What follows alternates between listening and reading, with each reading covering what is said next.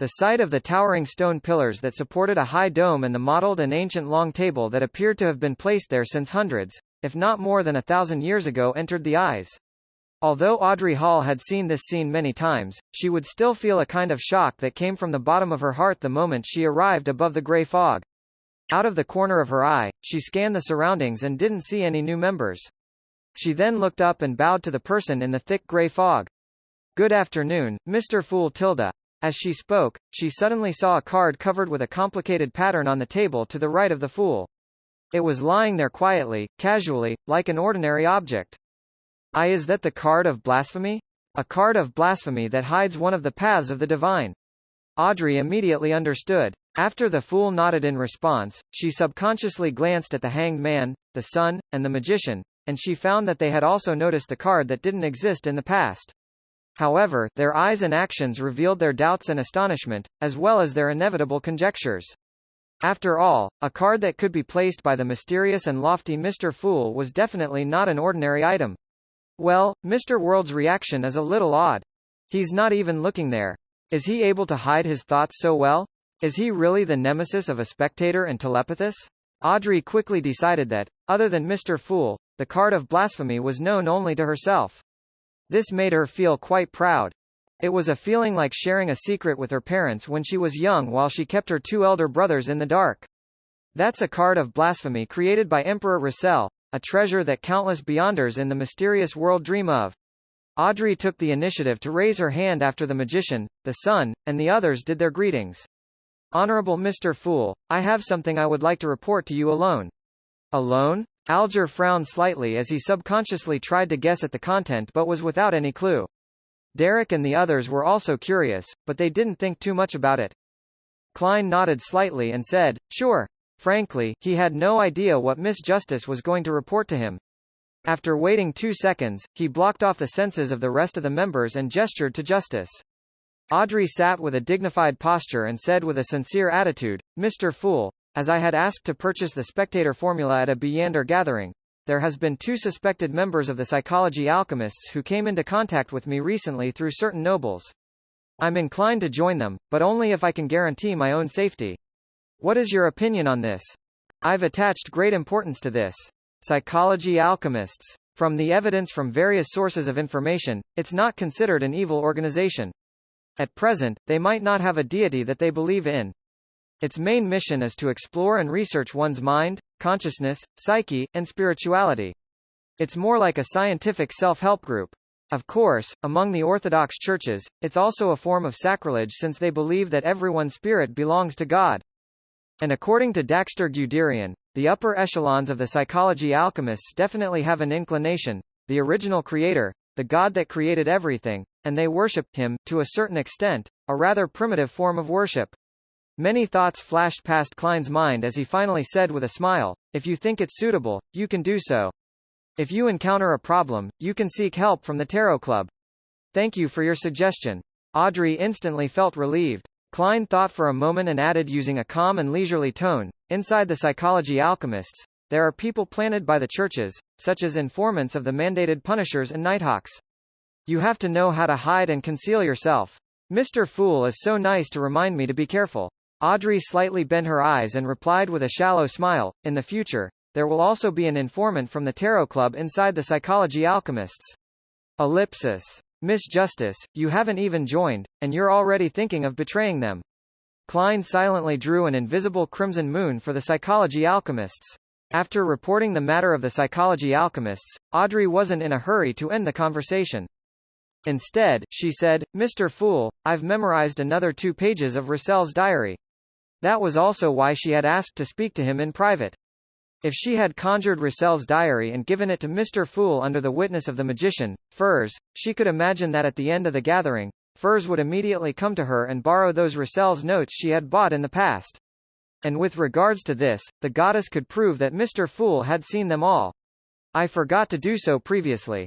One of these 2 days, I'll find an opportunity to tell Furs that the Russell notes I bought were torn apart by Susie. Yes, torn apart, into pieces that cannot be restored. I'm sorry, Susie." Audrey repented in her heart. "Very good." Klein knocked gratefully on the edge of the long bronze table to help Miss Justice conjure the diary pages. When he had the 2 pages in hand, he cast his eyes over, only to have his smile gradually stiffen. The first line of the journal read, "The 6th of March. Damn it, I'm almost constipated from eating the food here. This is what I saw at the Roussel Memorial Exhibition." Klein hid his expression and turned to the second page. He found that the contents were still the complaints and novel experiences of Roussel's early days of his transmigration. They were of no practical use. He controlled his expression and smiled. "Do you wish to deduct from the gold pounds you have yet to pay, or do you wish to get something else in return?" Audrey said without any hesitation, "Mr. Fool, I would like to know which path of the divine that card of blasphemy is. You really treat money as dirt." Klein silently sighed, as he didn't hide his smile as he said, "That is the Dark Emperor card. The corresponding sequence 9 is lawyer. So that's what it is." After receiving her answer, Audrey felt abnormally satisfied. After the private conversation ended, the magician, Furs, looked eagerly at the World who sat right at the other end. "Mr. World, I will try my best to gather a mystical item or powerful Beyonder weapon in the Sun domain. What kind of deal did you two make in private?" Despite feeling very familiar with Furs, Audrey wasn't aware of this, so she couldn't help but ask. Furs let out a sigh and said, "Mr. World has helped me find the formula to Trickmaster. Mr. World sure is capable at finding formulas. Does he have extensive and reliable resources and connections in this field?" Audrey listened in surprise. The hanged man, Alger, concealed his solemn expression, once again re-evaluating the World and raising his assessment of him. As for Derek, he felt rather expectant. He hoped that after he finished digesting the light suppliant potion, Mr. World would be able to easily find for him the formula for Sequence 7, Solar High Priest. The World laughed hoarsely when faced with the numerous gazes that were staring at him. "Miss Magician, before you purchase it, it's best that you chant Mr. Fool's honorable name and request that he pass the relevant information to me. Yes, I have already sought Mr. Fool's permission and he has agreed to help us. If I'm not satisfied with the items that you have set your eyes on, perhaps I will consider switching to another request." Klein now had 3 alternatives for the items in the Sun domain, so he planned to compare them before making any finalization. One of them was the brooch which old Mr. Eye of Wisdom had mentioned. It had the effect of purifying and warding off evil spirits and letting the wearer use a portion of the spells in the Sun domain. The negative effect was that the wearer would never feel cool, forever stuck in a hot and irritable state. Klein found the mystical item only okay, and since the price could be close to £2,000, he was unable to afford it, even if he had sold the Briber formula. Therefore, he planned to wait a few days. If Miss Magician and the lady with the artisan backing her couldn't find something better, then he would cash out the formula and buy the brooch. "Okay, I'll give you the information no later than tomorrow." Furs had confirmed that Mr.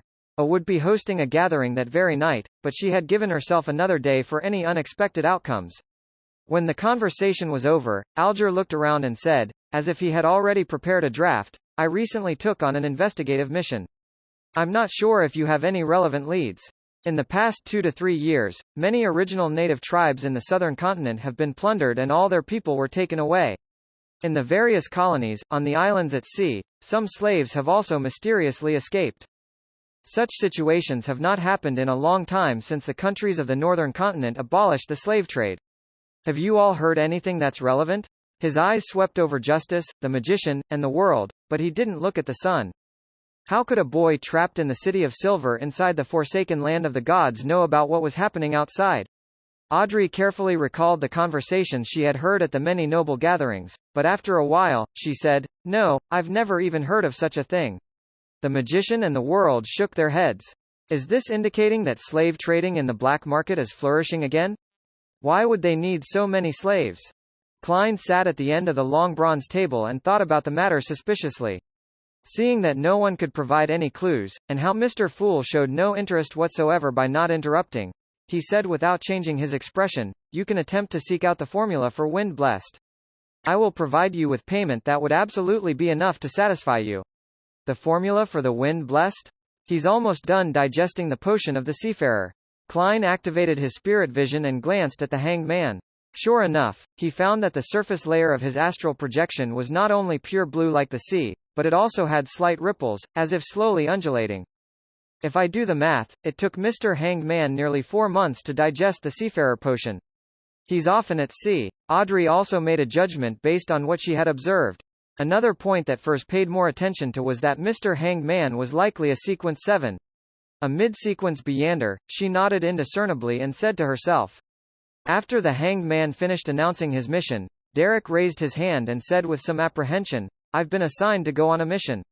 I will be heading to the half-destroyed temple, that I mentioned previously, in the near future, yes, the one related to the fallen creator. The leader responsible for this operation is Shepherd Elder Lovia. Do you have any suggestions? Report chapter. Suggestions? My advice is to stay as far away as possible. Upon hearing the son's question, Klein instantly had such an answer in his mind. However, in order to preserve the image of the fool and see what the others would suggest, he remained silent and did not manipulate the world to speak. After a short moment of silence, Alger turned his head to look at the son. He said in a staid and gentle voice, You have provided too little information, so it's difficult for us to give any useful advice. The only thing we know of regarding that semi-destroyed temple is the presence of the true creator, or in other words, the fallen creator's unique statue. We don't know what else is there, so naturally, we aren't able to make much an analysis of the situation. The fallen creator is indeed the true creator. To think that there's faith in the true creator in the city of silver where the sun lives. There's even a temple built. The magician Furs listened with relish and almost wanted to write it down.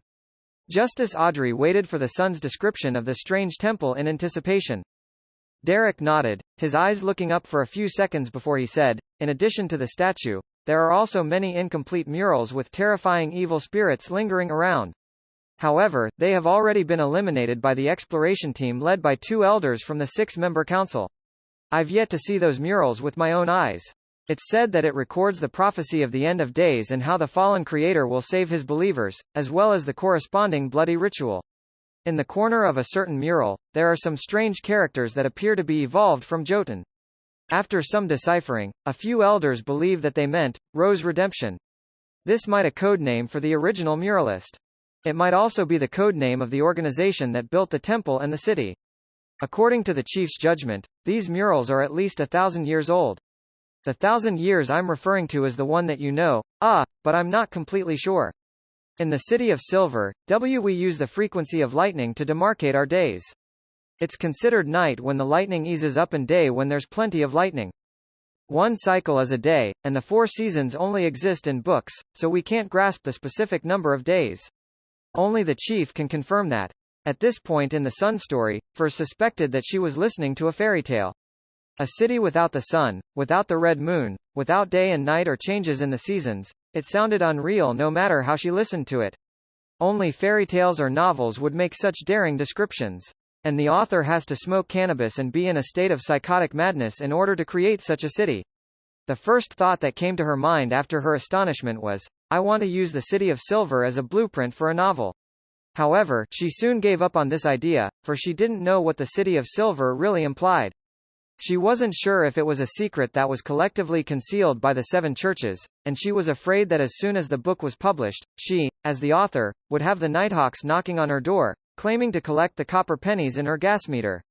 So that's the kind of environment which the City of Silver has. The sun also often mentions of monsters lurking deep in the darkness. Unfortunately, I'm only at sequence 8. Otherwise, I would really like to ask Mr. Fool to send me there for an adventure. No, Audrey, you are no longer an innocent girl. You should be aware of how much danger is involved in this matter.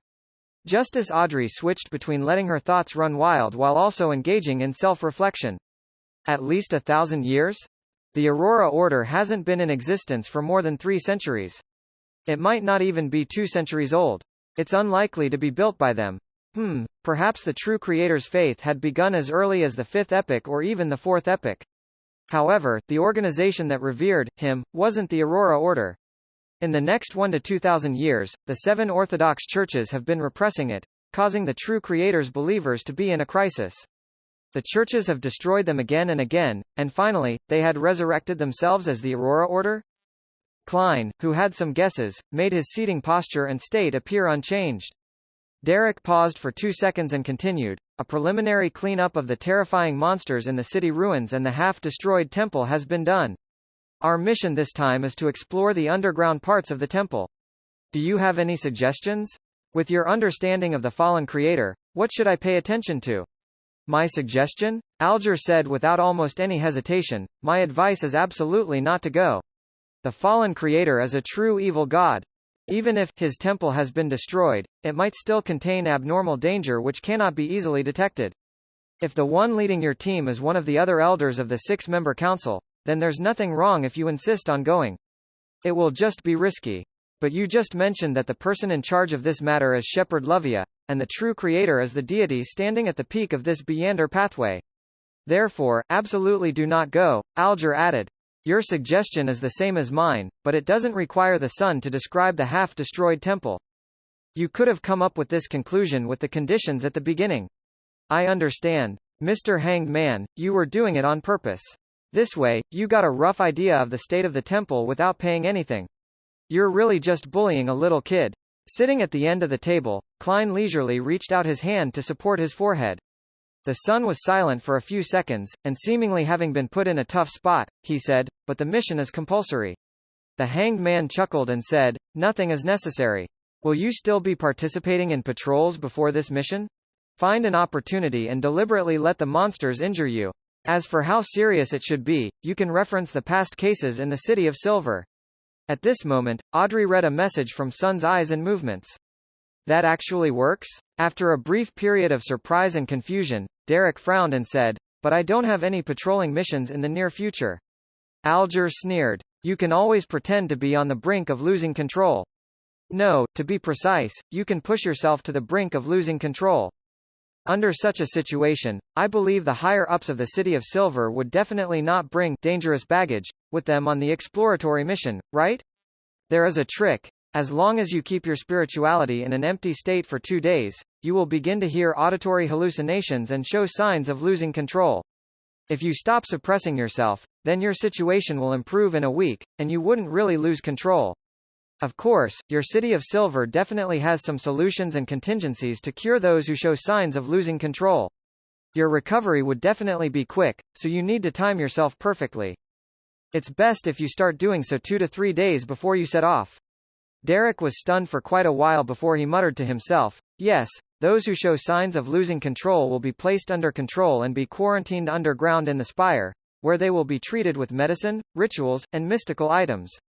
If the situation isn't too serious, then they only need to consume medicine. Sigh, an honest and good kid has been corrupted by an old fox just like that. But, Mr. Hanged Man, how do you know of this trick of pushing yourself to the brink of losing control? If you use this trick often, losing control might really happen. Klein sighed in his heart. Audrey was dumbstruck when she heard this. She felt as though she'd been educated.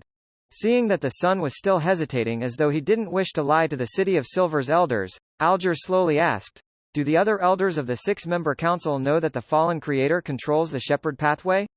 They don't. Derek shook his head honestly. Alger asked again, do you think it's possible that Shepherd Elder Luvia will do harm to the City of Silver? Just answer yes or no, there's no need for any explanations. Yes. Derek finally couldn't lie to himself. Alger chuckled and said, so, you are the only one who knows of this matter, but you haven't found a way to warn the other elders of the six-member council, right? Yes. Derek's expression grew heavier. Alger changed his seating posture as he leaned back. This mission carries immense risk. This is something you know. If you die in that half-destroyed temple, then who will be able to find a way to expose the strangeness of Shepherd Luvia? Who can save the City of Silver from this crisis? The fallen creator is a real evil god. You are not pretending to lose control or lying to others for your own personal interests. You are doing so to save the City of Silver. Comparing your honor to that, which is more important? Derek clenched his teeth and nodded solemnly. I understand. Thank you, Mr. Hanged Man. Audrey and Furs suddenly had the urge to facepalm themselves. He really is an easily fooled child. However, that's good too, it prevents the Tarot Club from losing members in the near future. Klein sighed silently as he controlled the world to say, I have a question to ask Mr. Sun. This could involve a transaction. Therefore, I'm requesting a private exchange. Klein quickly switched back to himself and nodded indifferently. Sure. After the others were screened, the world looked at the sun and asked, does the City of Silver have a way to remove an evil god's mental corruption on a Beyonder characteristic? This was something Klein had wanted to ask a few times before, but considering that Justice and the others might also be interested, and if the sun was unable to answer questions that involved an evil god, then all eyes would likely be cast toward the godlike Mr. Fool. Therefore, he had restrained his impulse. It was only moments ago when he got inspiration from Miss Justice and came up with the idea of communicating privately. We have never encountered an evil god, Derek answered earnestly. We can only separate a rampager's mental corruption from a Beyonder characteristic. That's it. This might actually work. After all, I have the gray fog. Klein suppressed his joy and made the world speak. What do you need in return? It's not a matter of compensation. Sun shook his head. That method and the corresponding knowledge requires me to be at least the captain of a patrol team, or even a strong warrior like the captain of an exploration team in order to be privy to such matters. The former requires being sequence 7, while the latter requires a minimum of sequence 6. Phew, Klein sighed, letting the world hoarsely say, I hope that you can attain the qualifications as soon as possible. After the private communication between the world and the sun, the tarot gathering began its free discussion session. Audrey asked with great interest about the unique scenery of the sea and of any strange happenings, while Alger gave selective descriptions according to his own knowledge. Furs listened quietly and was inspired to write a novel about a pirate king, of how he captures a female passenger and has a complex love affair with her, a fantasy that coexisted with reality. Derek could only imagine what the sea looked like based on the paintings in the City of Silver and the corresponding words. In the end, Klein, whose spirituality was gradually drained, announced the end of the tarot gathering. After which, he quickly returned to the real world and made up for it with a nap. 7:30 at night. In Empress Borough, inside a particular noble's house. Furs put on a hooded robe. After so many days, she was once again attending the gathering organized by Mr. A. She sat quietly in a corner, and whilst pretending to casually survey her surroundings, she noticed that Mr. A, who was sitting alone on the sofa, seemed a little different from before. This wasn't a change in appearance or temperament, because the other party's face was completely hidden in the shadow of his hood, preventing her from making out anything. The difference she felt was an almost intuitive feeling. Mr. A is no longer as carefree and indifferent as before, with him always looking at everyone in a supercilious manner. The current him seems to be very repressed, like he's trying his best to control something. He feels a lot more dangerous now. In the past, Mr. A was a mountain. Now, he's more like a reared-up snake, sticking out its tongue vociferously. The best-selling writer, Furs, suddenly felt grateful that she hadn't gotten Zio to come with her since she needed to hide matters about the Tarot Club and not let her know that she was looking for something in the Sun domain. This way, even if there are any accidents, my escape would be much easier. She rotated the bracelet which only had 2 stones left. She was in no hurry to write down her request to hand over to the attendant. Instead, she patiently observed for a while. It wasn't that she was naturally cautious, but the lessons of the past had left her with deep impressions. The 2 stones on her bracelet were evidence of this. After waiting for more than 10 minutes, she finally picked up a piece of paper and a pen in front of her and wrote in deliberately distorted handwriting, seeking to buy mystical items or powerful Beyonder weapons in the Sun domain. After handing the note to the attendant, Furs looked around again, but she couldn't find the eternal blazing sun believer, who had helped with the purification and exorcism ritual, among the disguised or masked figures. Trades took place as the attendants shuttled about. The entire hall remained quiet and orderly. After an exchange in the middle of the gathering, Furs's request was added to the 2 chalkboards right in front. Not long after, she received a reply from the attendant. A small slip of white paper was filled with dense words, mystical item, band of light ring. It can make the wearer an envoy of light, an attendant of the sun. They will be immune to various diseases and wield sacred powers. The wearer can summon blinding light and use several spells in the Sun domain. It can purify all dead spirits in a 50-meter radius. It is the nemesis of such creatures. If the wearer is acknowledged by the ring, they will be enhanced. Otherwise, they will be weakened. The only problem is that if the wearer utilizes it too often, they will slowly become a believer of the eternal blazing sun and slowly defend the doctrines and praise the sun from the bottom of their hearts. If you wish to obtain it, then please pay me 9,000 in cash at once. I can wait for you to raise it. 9,000 pounds? Furs's mouth gaped open, as though the other party was robbing her.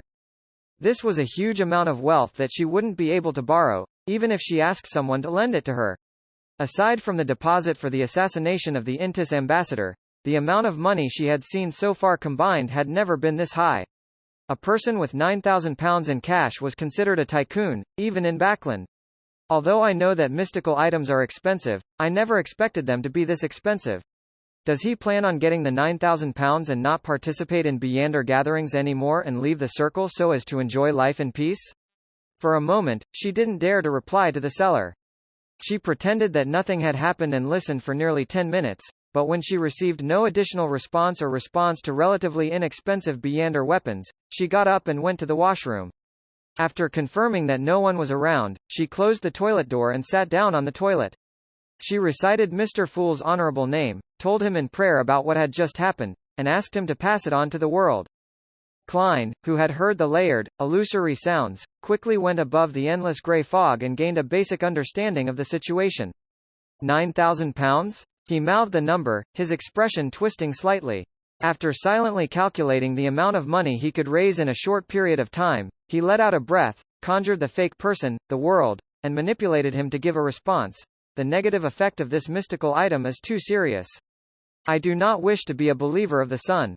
You don't have to worry about this anymore. We'll transact using cash instead.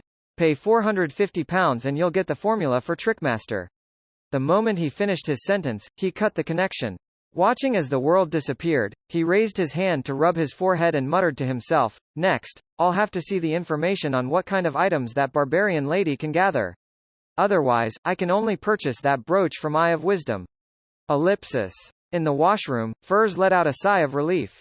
She indicated that she would hold the sacrificial ritual as soon as she got back.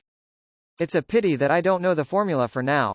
Otherwise, I could take the opportunity to see if there are any Beyonder ingredients I need. She returned to the hall and focused on the information on the two blackboards. She didn't respond to the previous note, much less consider bargaining. Even if the seller was willing to discount it by £1,000, she wouldn't have the money or liquidity to buy it, and more importantly, she felt that Mr. World couldn't afford it either.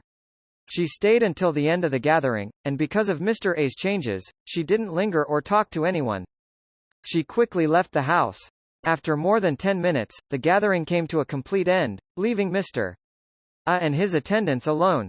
Slowly, Mr. A got up and walked down the stairs to the basement. Suddenly, his knees buckled, and he fell to the ground, rolling down several steps. He was sprawled on the ground, and the shadow beneath him quickly turned scarlet red. His flesh and blood melted and mixed into the shadow, making it look like a brand new, skinless, monster-like person that had been separated from his body. Gasp! Gasp! Mr. A's breathing gradually returned to normal as his taut body gradually relaxed. The blood and flesh, that had separated, flowed back once again. Everything returned back to normal.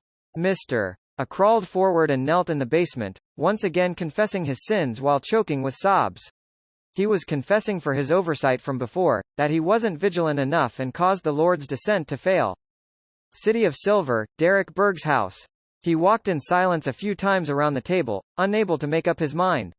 His reasoning told him that Mr. Hangman's suggestion was the best one, but the faces of the other members participating in the mission kept flashing in his mind, and he felt that he had abandoned and betrayed them by pretending to lose control. Is there no way to save them?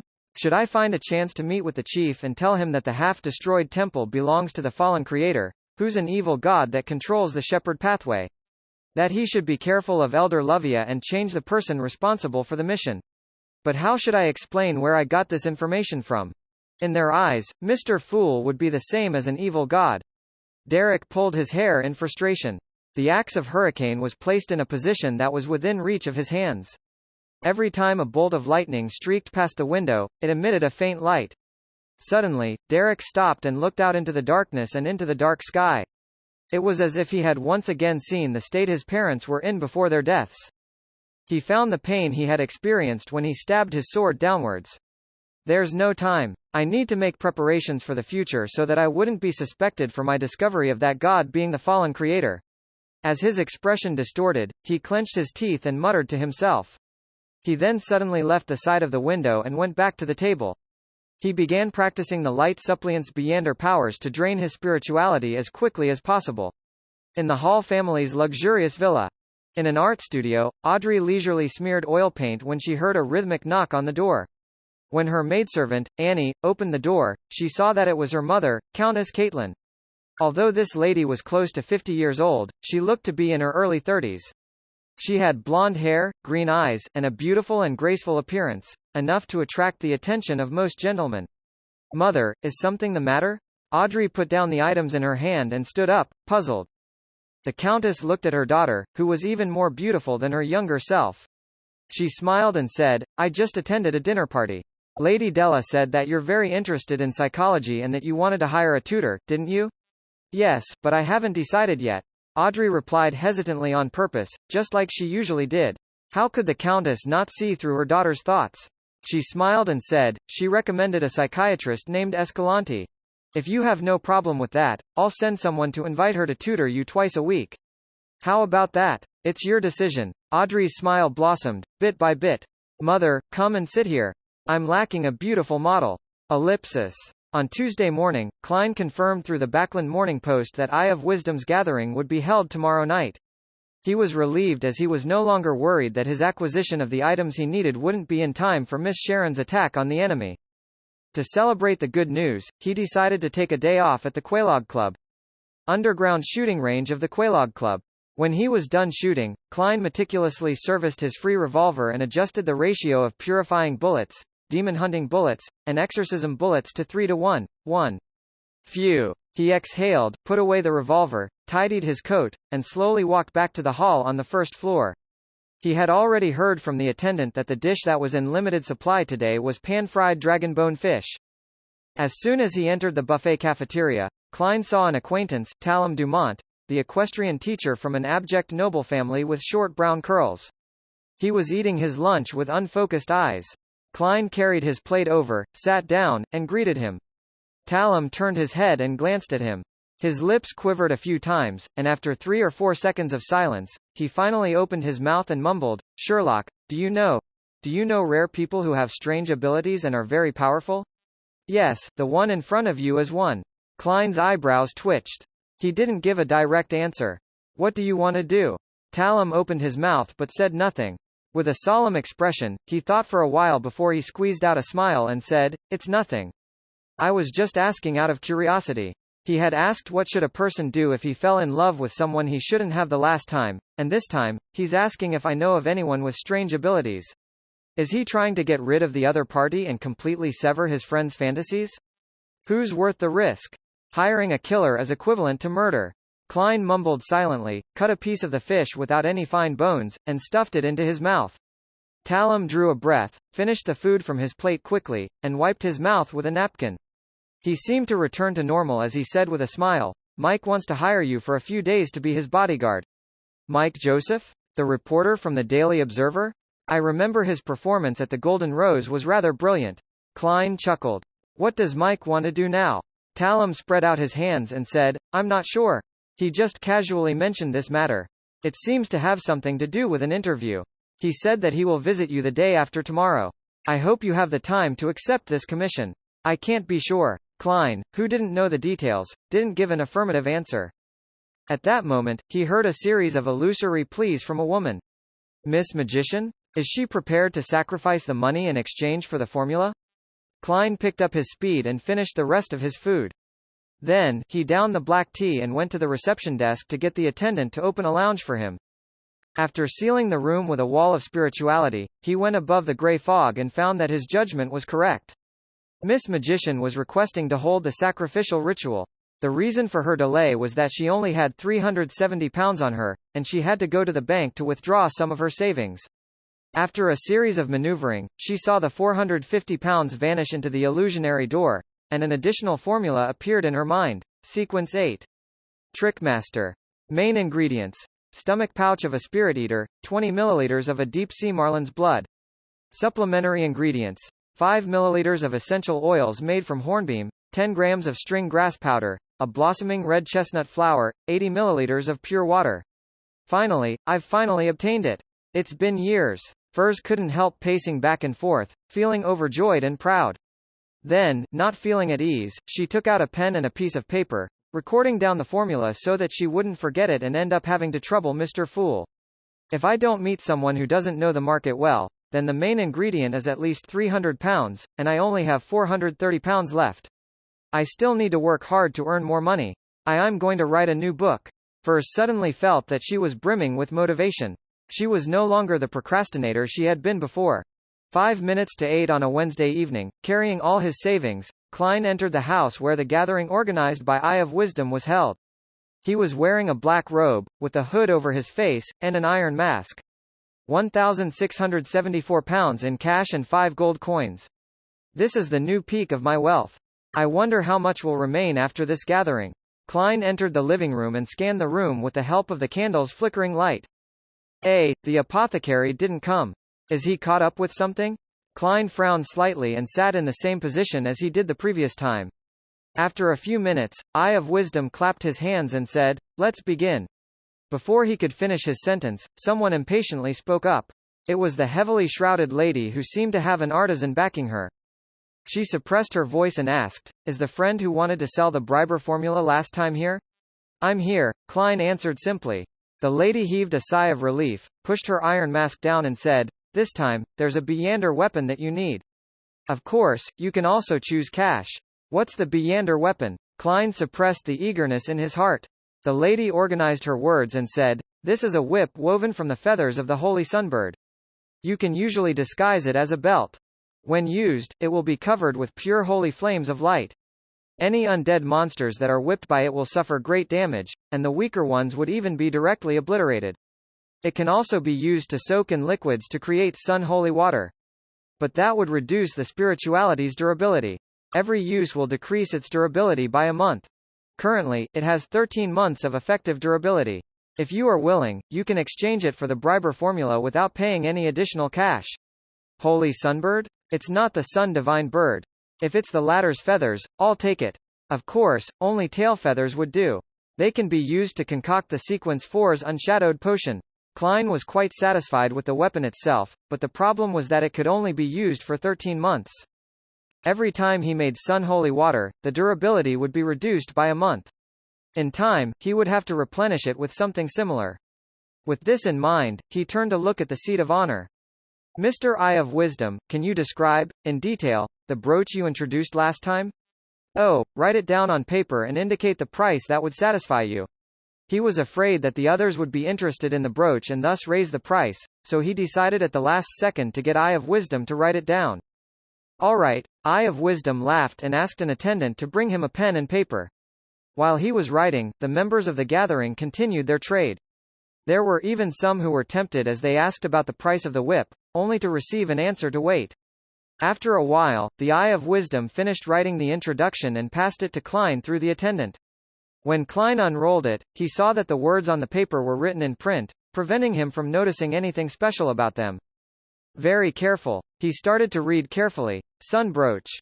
It can also be called Midsummer, and it is considered a relatively weaker Grade 2 sealed artifact.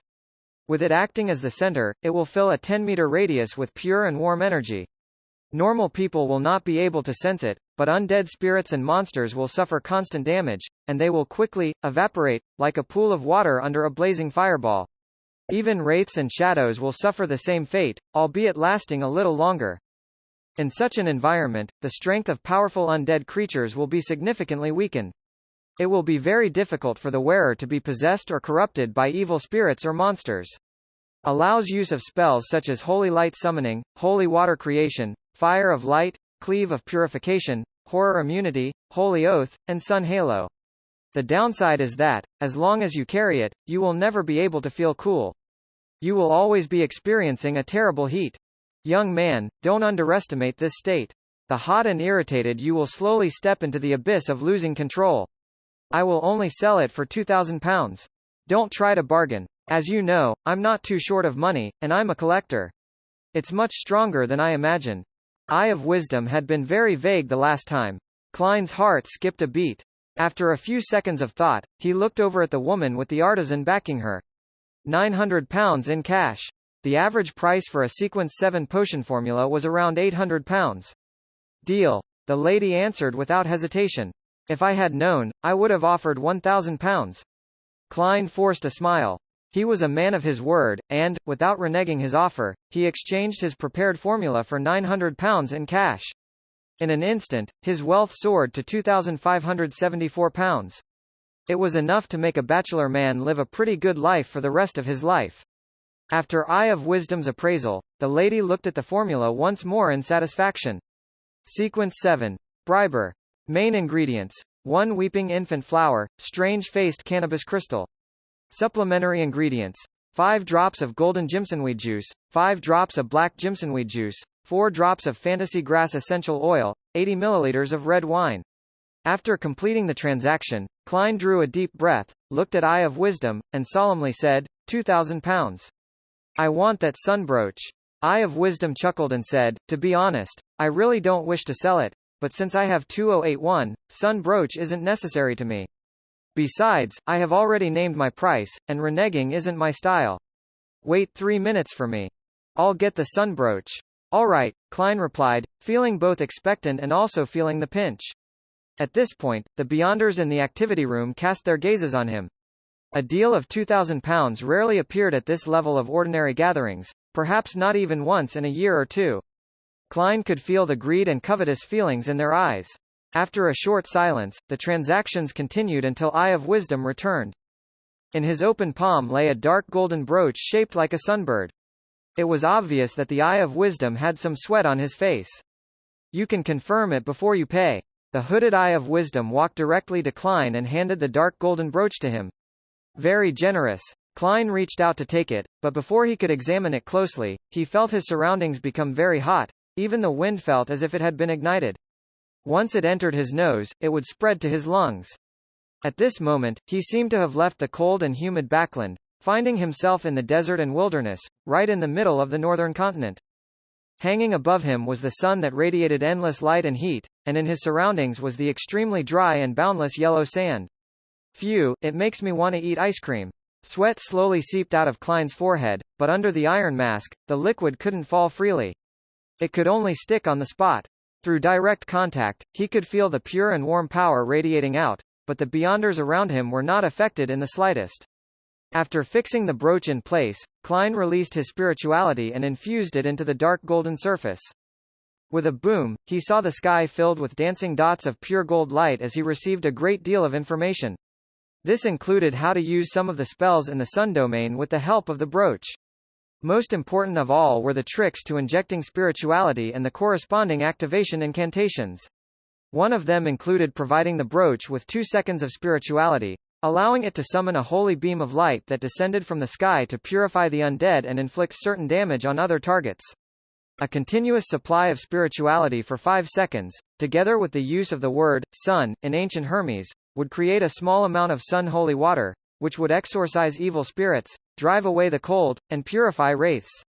In addition to the difference between strength and time intervals, the other corresponding spells could be cast as well. Fire of Light was a sacred, concentrated flame that suddenly appeared out of thin air via a mere thought. Cleave of Purification was an effective attack against wraiths, and it could also be used to augment bullets. Horror Immunity allowed the wearer to no longer feel fear. Holy Oath was used to temporarily strengthen one's strength, agility, fire damage, and holy damage via chanting the corresponding ancient Hermes term. Sun Halo targeted comrades who were within 20 meters of him. It could effectively boost their courage and purify the evil energies within their bodies. Not bad. Other than not being strange enough, it doesn't have too many flaws. It complements my magician abilities nicely. It's just a little hot. Klein's mind was filled with fantasies about himself in short-sleeved clothes. He rolled up his robe, took out a stack of bills from his inside pocket. Together with the £900 he had just received from the lady with the artisan backing her, he counted £2,000 in cash before handing it to Eye of Wisdom's attendant. After counting thrice and finally confirming that there was no mistake, Klein looked at his rapidly shrinking wallet, feeling both happy and sad at the same time. The money he had painstakingly saved had been reduced to £574 and 5 gold coins. However, he also obtained his second mystical item. The number of side effects was obviously fewer than the master key. It was a mystical item which was more outstanding, the sun brooch. The only drawback is it's just too hot. Klein reached out and touched his iron mask, and he nearly took it off to start using it to fan himself. With the reduction of his funds, Klein stopped considering the notion of purchasing anything else. He just sat there quietly, listening until the end of the gathering. Stimulated by the massive deal of £2,000, the gathering that night was relatively lively. For example, the whip woven from the feathers of the holy sunbird was sold for £850. Eye of Wisdom also made several purchases, buying an ancient book and a Byander ingredient. When the gathering ended, Eye of Wisdom surveyed the room and looked at Klein. He said with a chuckle, "You shall be the first to leave." Is he afraid that someone will rob me? Klein thanked him sincerely and walked out of the living room under the guidance of the attendant. He then impatiently took off his hooded robe and iron mask. He had already tried to use his spirituality to wrap and seal the sun brooch. It prevented it from constantly purifying the surroundings and prevented its existence from being discovered by other Byanders. However, the negative effects couldn't be weakened, unless it was not on his person. In order to ensure my mental health, I should only use it only when necessary. I can usually rely on purifying bullets and exorcism bullets. Klein left the gathering venue and took a long detour before arriving outside the Bravehearts bar. He entered, circled the area, and quickly came out again and hired a carriage. Unsurprisingly, he quickly saw a figure in a black regal dress outline itself opposite him. Sharon's appearance had not changed at all. She asked in an ethereal voice, "Are you done with your preparations?" "Yes, you can choose the ambush location and time. Notify me once you have confirmed the details." Klein nodded calmly. Sharon looked at him and said, "Okay." Seeing that she was about to disappear, Klein added, "Have Kaspars prepare a box of explosives and bury them all over the planned battlefield." Sharon was silent for 2 seconds before she said, "Steve is also a demolition expert." "No, my main purpose is not to blast anyone apart." Klein smiled. "I just want to put on some fireworks." Sharon stared at him for a few seconds, then she nodded. Witnessing her figure fading rapidly, Klein leaned back against the wall and opened the window, letting the bone-piercing wind in, but he still felt hot. "Back on Earth, I hated summer the most. I like ice pops, ice cream, cold drinks, watermelons." As he mumbled, Klein reached into his pocket and held the sun brooch. "This is a mystical item worth £2,000. Returning to Minsk Street, Klein walked slowly along the road lined with trees to Unit 15. When he passed Lawyer Jurgen's house, he subconsciously looked inside and saw the gas lamp with a slightly blue glow. "There's someone home." Klein laughed as he sighed, his forehead constantly beaded with sweat. Early the next day, on a Thursday morning, Klein had just come out of the bathroom with a newspaper in hand when he heard the doorbell ring. "Who is it?"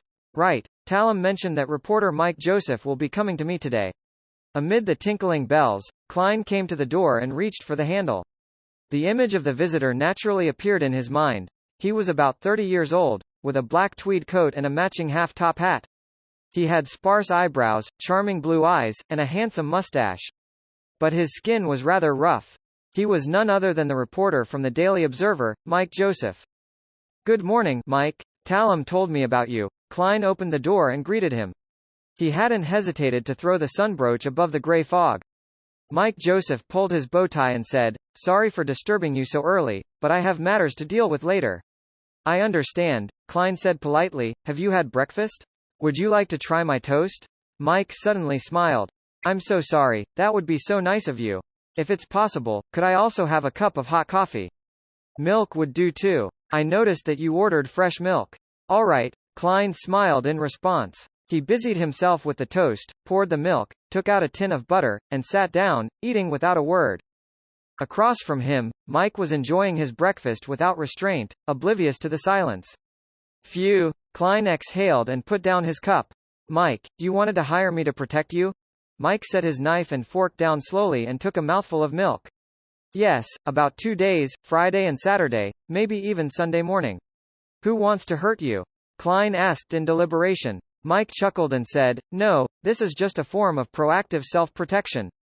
The editor of the newspaper arranged for me to do an investigation in East Borough, the dock area, and the factory district. It's said that it's sponsored by some church or aristocrat. As you know, gangs run rampant in East Borough.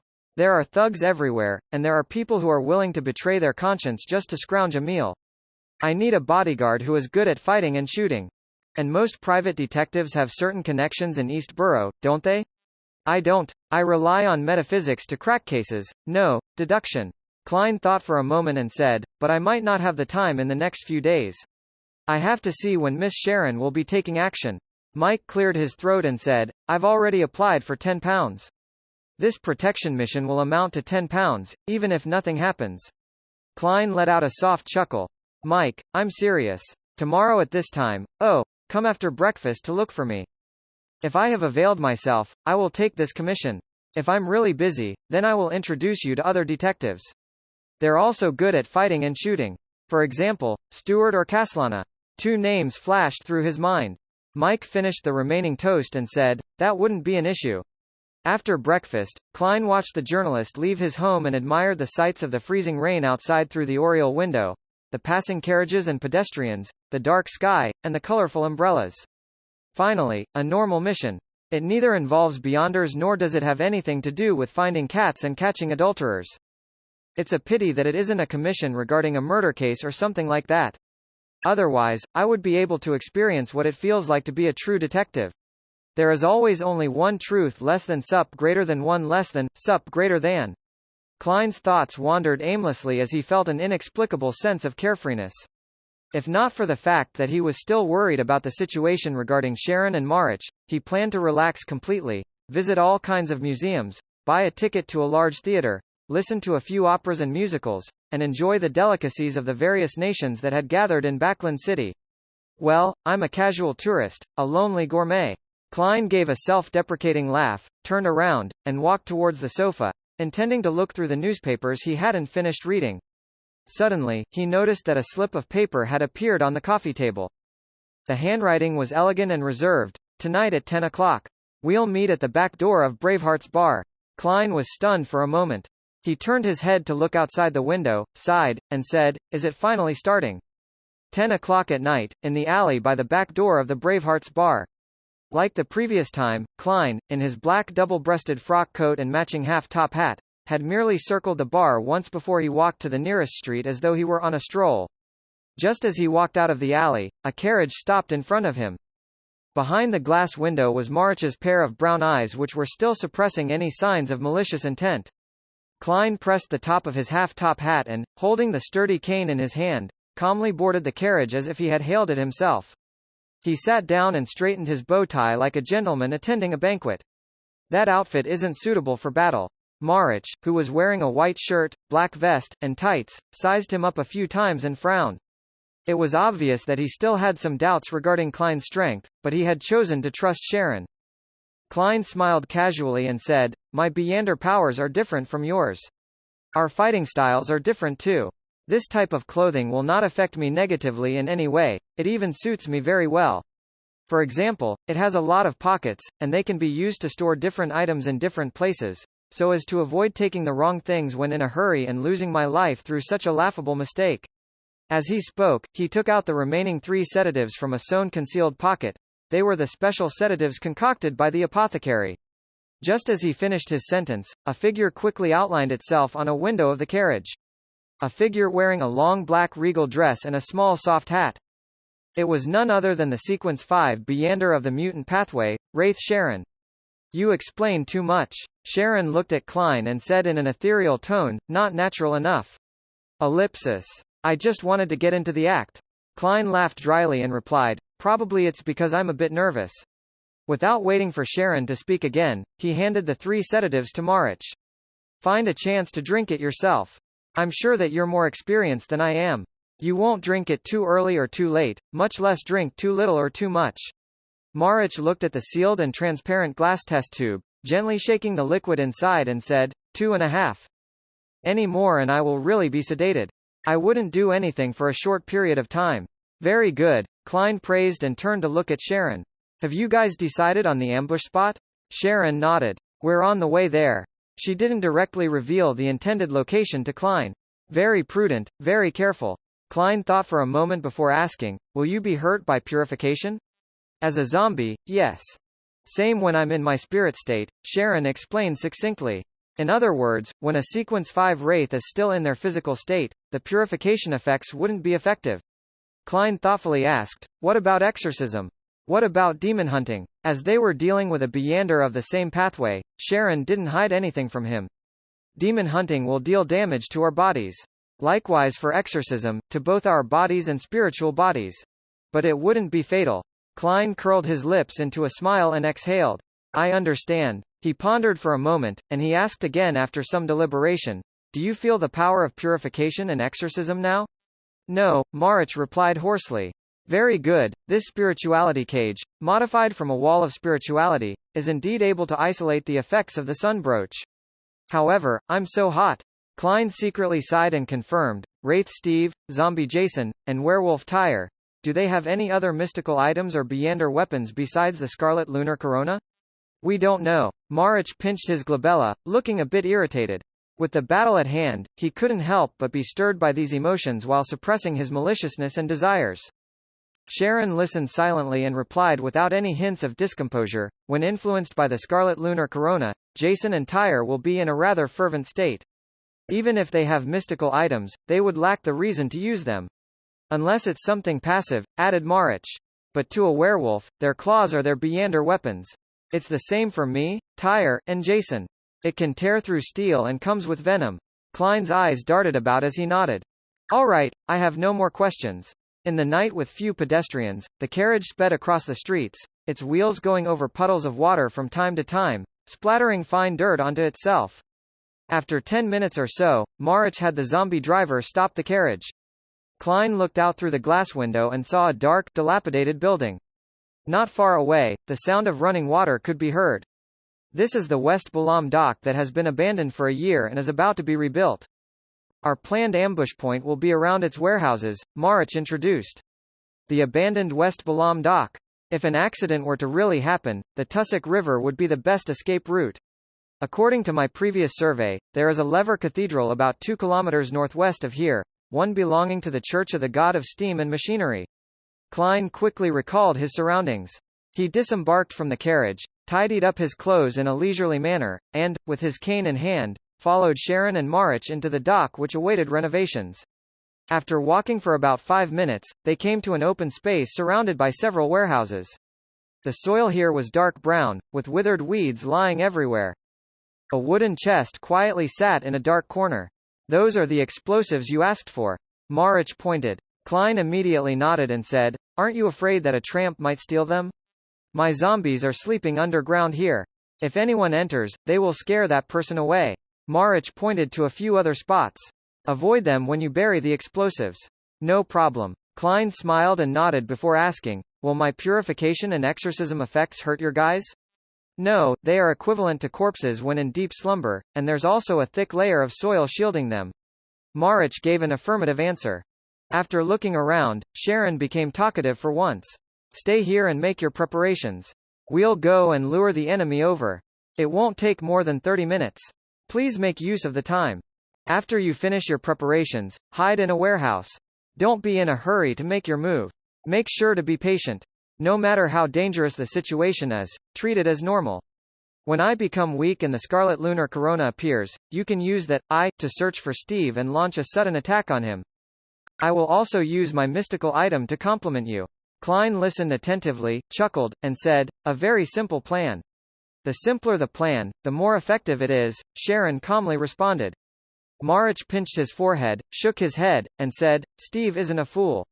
If any problem arises in a complicated plan, it will lead to a complete disaster." After they finished their exchange, Sharon vanished and Marich quickly departed from the dock.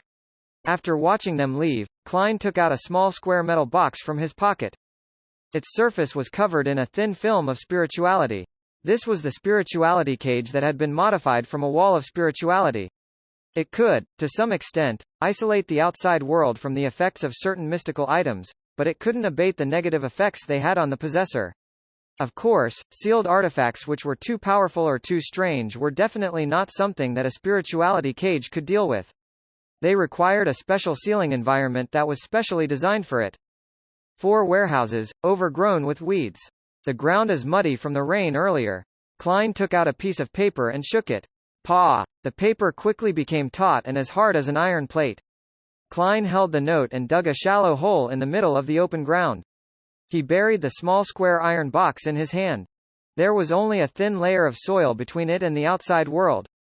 Next, he took out the explosives from the wooden box and buried them in different corners and in different warehouses. He buried the remaining explosive sticks near the center. After finishing all of this, he took out his revolver and adjusted the ratio of the bullets again, 3 purifying bullets and 2 exorcism bullets. Putting away the revolver in his underarm holster, Klein tidied his clothes, walked to a gap between 2 warehouses, and threw a paper figurine there, right above some buried explosives. He examined his surroundings again, and then he took out another square metal box.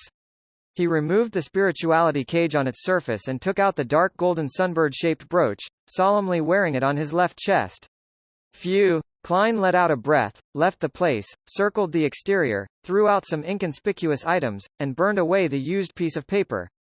When he returned, he climbed to the top of one of the warehouses and hid in the shadows. Reaching out his hand, he counted and confirmed the various charms, extract, and herbal powders. He touched the iron cigarette case and snapped his fingers.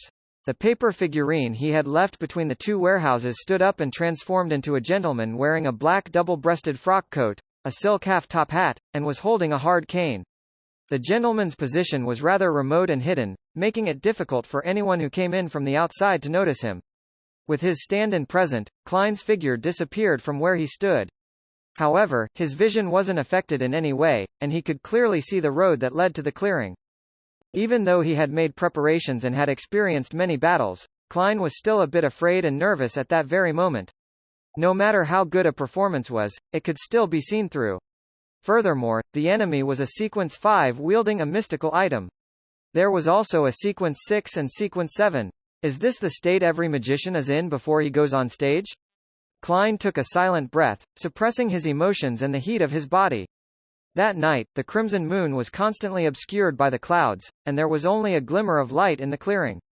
Before long, Klein saw 3 figures rapidly approaching. One in front, one in the middle, and one at the back.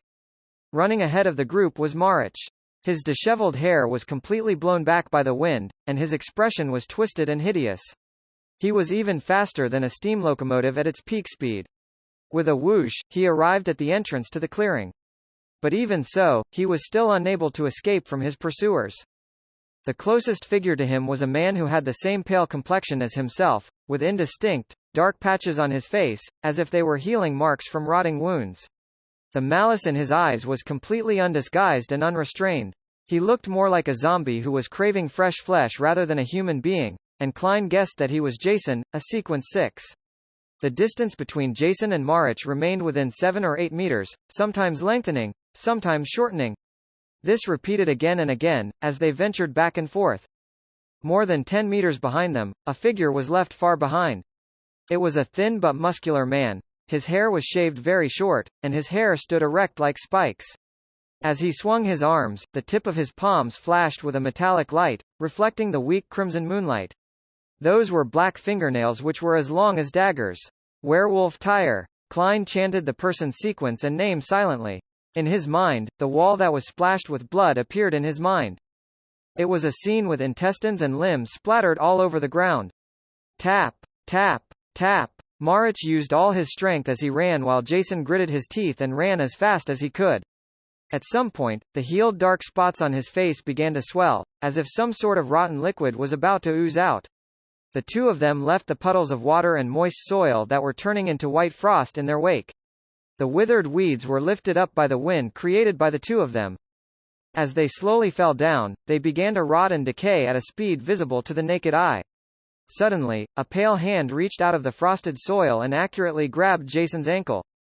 Paw! Jason twisted his body and forcefully kicked out, breaking the hand's wrist and sending it flying.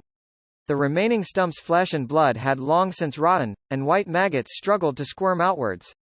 Marich stopped, pinched his lips with his right hand, and let out a shrill whistle.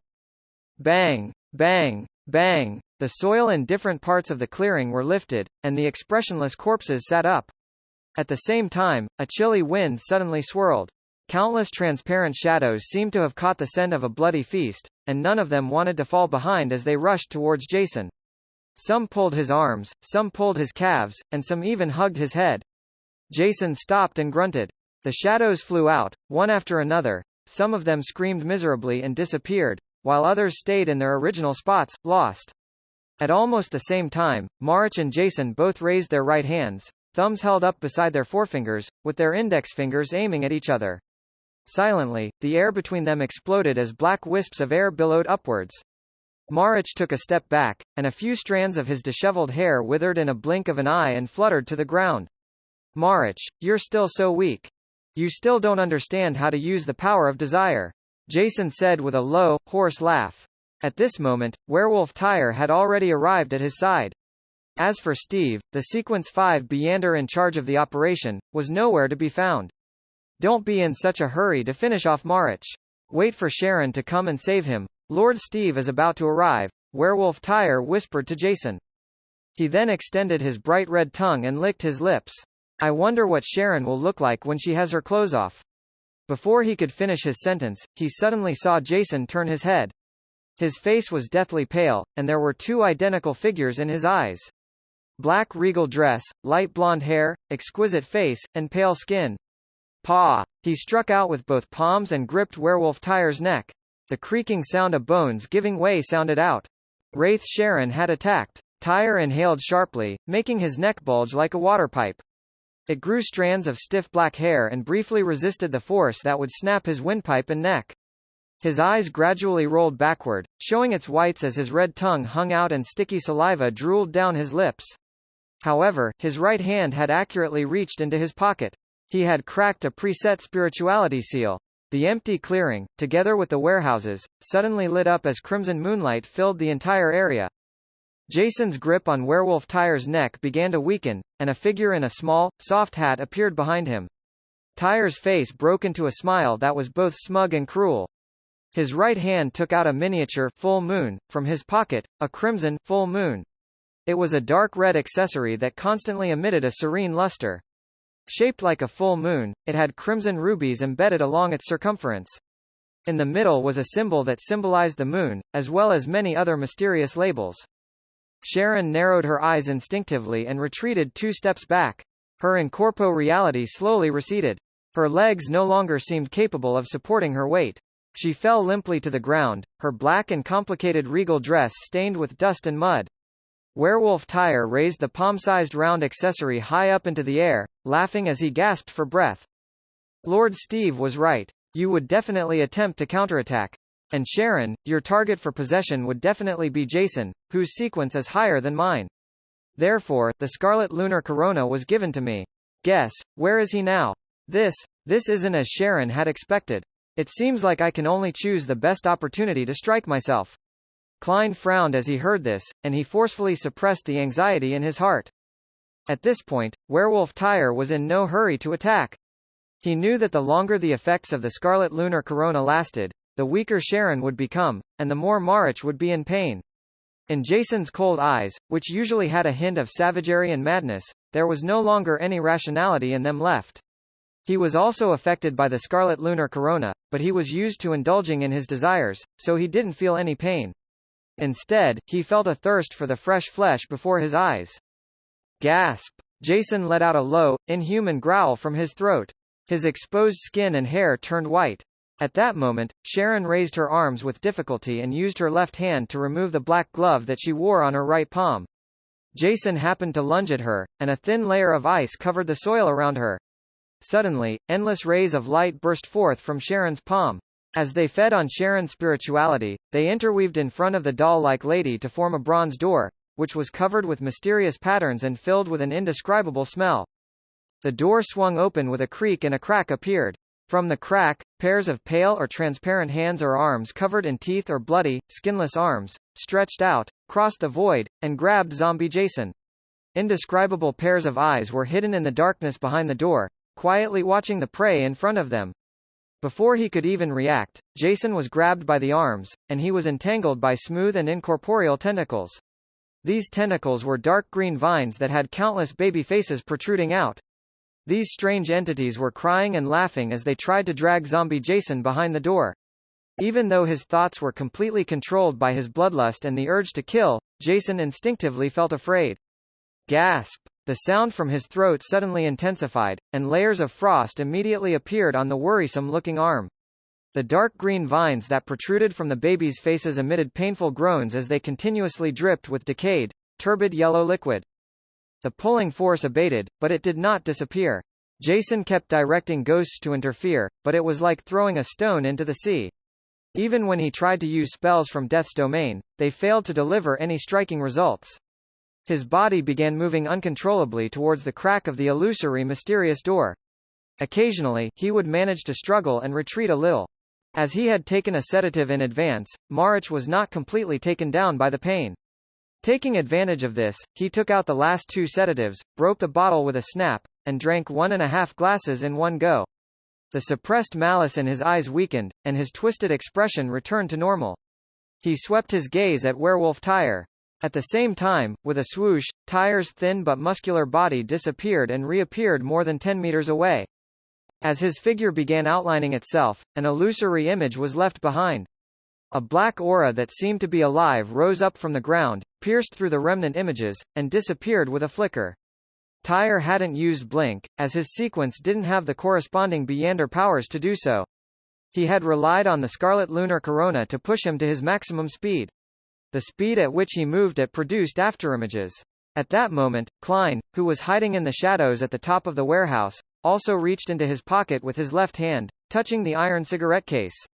He removed its surface spirituality cage and gently opened the case. He was sure that Wraith Steve had already arrived at the scene. Otherwise, Jason definitely would have been dragged behind the terrible door if the deadlock continued. As for Wraith Tyre, despite being augmented by the Scarlet Lunar Corona, he was unable to instantly finish Marich off. When Sharon aimed the Door of Mysteries at the werewolf, the Scarlet Lunar Corona would end up changing owners. As soon as Klein's fingers touched the all-black eye inside the metal cigarette case, his mind filled with crazy, foul, and terrifying ravings. There were terrifying ravings that made his blood vessels bulge. He felt as though his eyes were cracking, and his head could explode at any moment. And in the midst of these ravings, Klein saw strange, mysterious, and illusory black threads. They were divided into groups, some of them extending to Sharon's body, some of them from Werewolf Tyre. They intertwined with each other without entangling themselves as they extended into the void. Among them, many of the black lines came from a spot not far away from Marich, and they didn't overlap. Wraith Steve. He wants to possess Marich. With a thought, Klein retracted his left hand. Instead of drawing his gun to shoot, he snapped his fingers without making much of a sound. Boom! An explosion suddenly occurred between the 2 warehouses. The raging flames and heat caused a figure wearing a black double-breasted frock coat to float out. After catching the attention of the others, Klein quickly drew his gun and pulled the trigger at the spot he remembered. At the same time, the dark golden sunbird brooch on his chest flashed with a ray of light. He added Cleave of Purification to the purifying bullet. Bang! The bullet shot out with a faint golden beam of light. A faint golden stream of light flashed past, hitting what seemed like an empty space.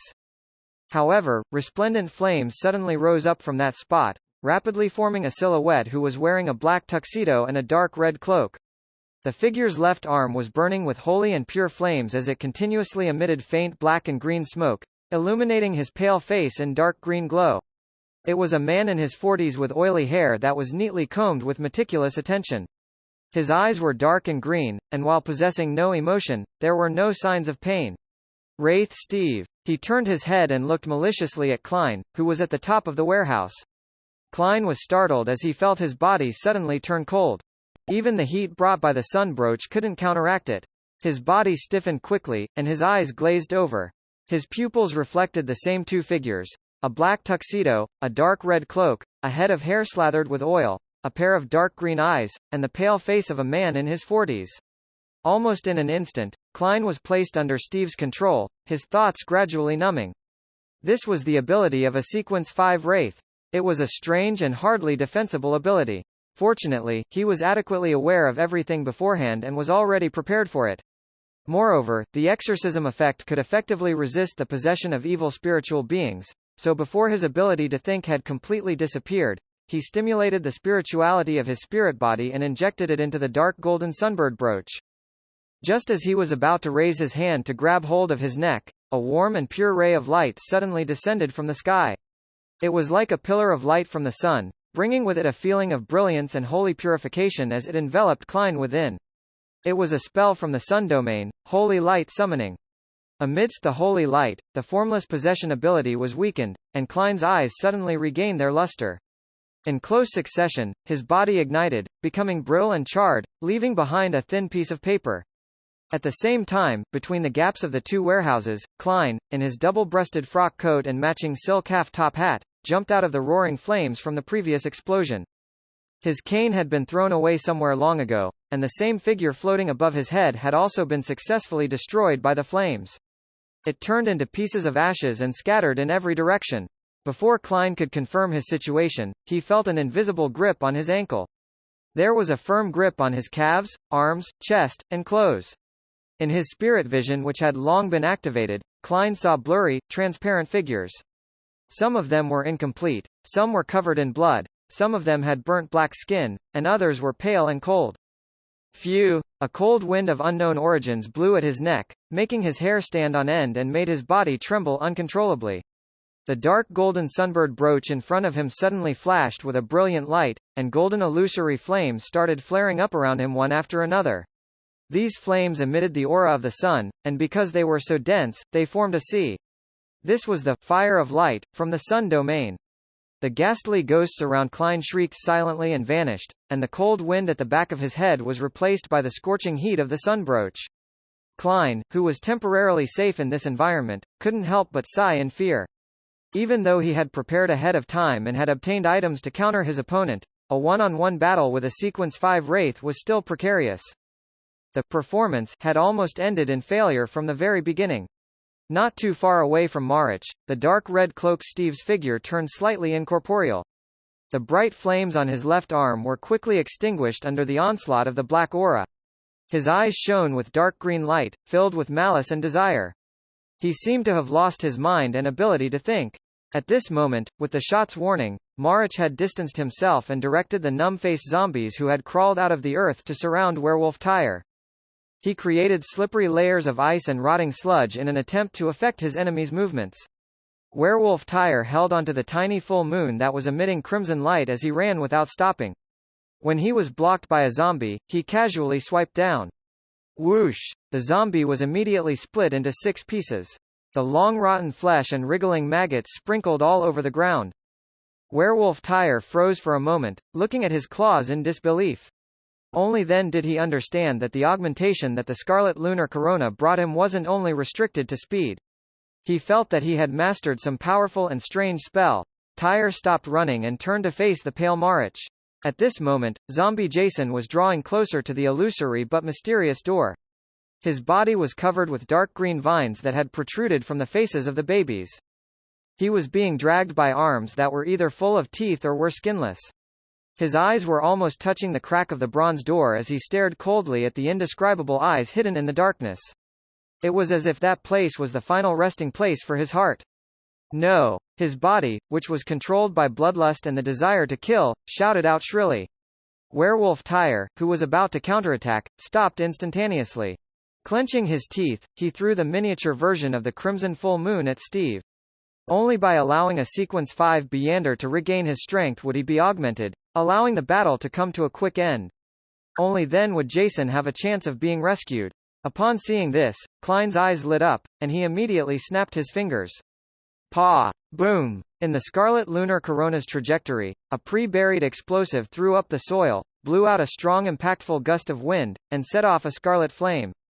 Being struck by this, the Scarlet Lunar Corona was redirected and landed in another direction. Boom! Another explosive blew up, inducing a fiery light to rise up. Klein leapt up and pounced at the Scarlet Lunar Corona, which wasn't too far from him. Suddenly, a pale palm appeared right in front of the Scarlet Lunar Corona's landing spot and grabbed it. It was none other than Steve, who had disappeared and then reappeared. His instincts made him chase after the full moon. Paw! With a soft sound, Steve grabbed the Scarlet Lunar Corona. His dark green eyes, which were full of malice and desire, gained a trace of spiritual luster.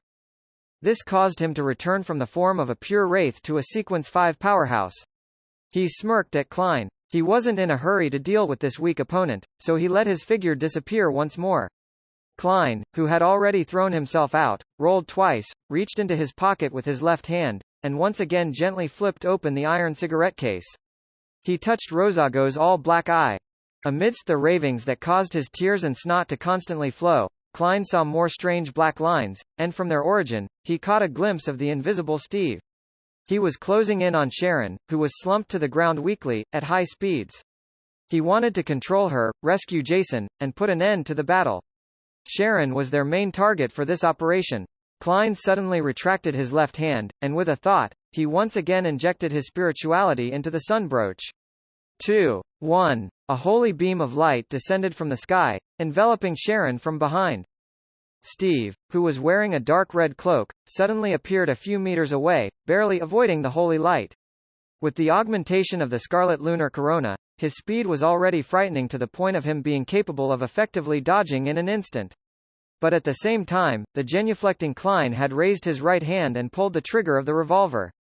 His target was Jason. A resplendent bullet flew out, aimed directly at Jason's back, and was about to help him enter the bronze door of mystery. But at that moment, Steve disappeared and reappeared behind Jason, blocking the bullet with his open left palm. Sizzle! The sunlight from the explosion made him shake his arm in pain. He narrowed his eyes as his skin was constantly charring and peeling, but it quickly healed. Suddenly, he heard a crisp sound. Klein had snapped his fingers again. Boom! A nearby explosive exploded. The resulting shock wave and bullet-like stones shot out in all directions. A large number of them landed on Jason's and Steve's bodies. No! With a blood-curdling scream, the clothes on Jason's side tore apart, and the quickly darkening white spots on his skin appeared as if fresh blood was about to seep out. To a zombie with a body as hard as steel, this wasn't an effective injury, but to a person like Jason who was struggling to hold on, it was equivalent to the beckoning of death. He could no longer hold on as those terrifying arms quickly pulled him into the crack of the bronze door. No! Jason's scream resounded into the distance as the mysterious and illusory door closed with a clang, devouring the rest of his screams and isolating it from the world. The clearing in the middle of the warehouses turned completely silent. Jason had completely disappeared, as though he had never been born into this world. Steve's eyes widened, and he opened his mouth, letting out an angry screech, "Damn it!" Bam! As his voice resounded, Klein felt as if someone had heavily hammered him in the head. His vision turned blurry, and whatever he breathed in smelled of blood. His vision had become blood red. For a short time, his ears were filled with buzzing sounds, and he couldn't hear anything else. After Tyre delivered the scarlet lunar corona, he had grown black fur and sharp fangs. He was no longer immune to its effects and painfully covered his ears. Blood even flowed out from the corner of his eyes and mouth. Marich, who should have seized the opportunity to grab him, was in an even worse state. His desire and malice, which had been suppressed by the sedative, had reared their heads once more, causing him to almost lose control of his zombies. His expression was extremely twisted. Due to Wraith Steve's shriek, the weakened Miss Sharon also revealed a painful expression. However, she still managed to close her palm with much difficulty, causing the rays of light to be severed, which caused the illusory, mysterious bronze door to disappear. Klein knew that the situation was turning bad. Enduring his headache, he quickly took a step back and entered the fire. His figure quickly disappeared and reappeared in another explosion that happened in a different direction. He had just jumped out, in an attempt to strike back, when he saw Steve, the middle-aged man with the dark red cloak, stop in his tracks instead of chasing after him, as though he was waiting for something. Klein suddenly felt agitated. His head felt dizzy, and his stomach spasmed. He quickly weakened, but he had no idea why. Marich, who had just recovered from the sharp shriek, also had an abnormal reaction. He constantly stretched out his hands to grab at himself, as if his body suffered an uncontrollable itch. He gasped for breath as he used his long, sharp nails to rip apart his clothes and left white streaks across his body. The more he scratched, the deeper it became, causing its redness to seep out. Sharon fell to the ground, but she couldn't stand again. Her blue eyes lost their focus, as though she couldn't see anything. Poison, she whispered the word. Not far from her, Steve looked at her tightly clenched fist. He seemed rather fearful of the bronze door that was covered with mysterious patterns and an indescribable smell. He didn't dare to recklessly make a move. In his right hand, he held the scarlet lunar corona, the crimson full moon that was releasing a cold glow. Using his left hand, he took out a brown, translucent glass bottle from his pocket, and he snorted. Biological poison bottle can be used to randomly create different kinds of toxins. As long as you open it, the poisons will gradually spread to its surroundings. It will be effective in less than a minute, and the symptoms will only become worse. In 4 minutes, if you don't leave the poison-filled environment, then the corresponding effects will be unpreventable, such as death. What a pity. I thought Jason would be able to hold on to this moment. Sharon, you wouldn't have been affected since a spirit body isn't afraid of poison, but unfortunately, there's the scarlet lunar corona here, which prevents you from switching states. Perhaps you can give up resisting and let me understand your hidden charms. He appeared to be leisurely introducing the abilities of the mystical item in his hand, as though he wanted to wait for Klein and company to completely lose their ability to resist before attacking. However, Tyr didn't understand his intention. Under the influence of the scarlet lunar corona, the irrational werewolf started his counterattack without hesitation. He threw himself forward, flailed his claws, and swiped across Marich's body, tearing it apart. Clang! Clang! Clang! The sound of nails tearing through steel sounded in succession, and Marich's skin finally showed signs of bloody wounds. Klein pinched his forehead. It felt like his forehead was starting to heat up, but the negative effects weren't as bad as what Steve mentioned. It seems like the poison has been weakened by the sunbrooch's constant purification and purging effect. Klein suddenly sneered. Are you planning on attacking us after we succumb to the poison? Why do you think I didn't use fireworks just now? Why do you think I relied on explosives? With so many explosions, I've definitely attracted the attention of others. The official Beyonders nearby are rushing here at this very moment. You don't have much time left. Steve turned his head to look at Klein, whose face couldn't be identified thanks to the paint that was smeared on it. He suddenly laughed and said, I forgot there's a bug that I can easily deal with. Don't worry, you'll definitely be dead before the people from the church arrive. Before he could finish his sentence, Klein suddenly raised the revolver in his right hand and shot out a purifying bullet. Steve moved his footsteps slightly, traversing several meters in turn. Along the way, he left afterimages behind. However, Klein's bullet didn't hit where he had aimed. Instead, it hit the middle of the clearing, piercing through the soil, and creating a loud commotion. A breeze of spirituality blew past, and both Marich's zombie and Steve's shadows stopped moving at the same time. In a split second, they charged out rapidly, charging towards the center of the clearing like a pack of hungry dogs at mealtime. Steve, who was about to use arcane methods to control Klein and easily kill him, was stunned for a moment. Then, he revealed a puzzled and surprised expression. For some baffling reason, he discovered that he couldn't command the undead he controlled. It was a first for him.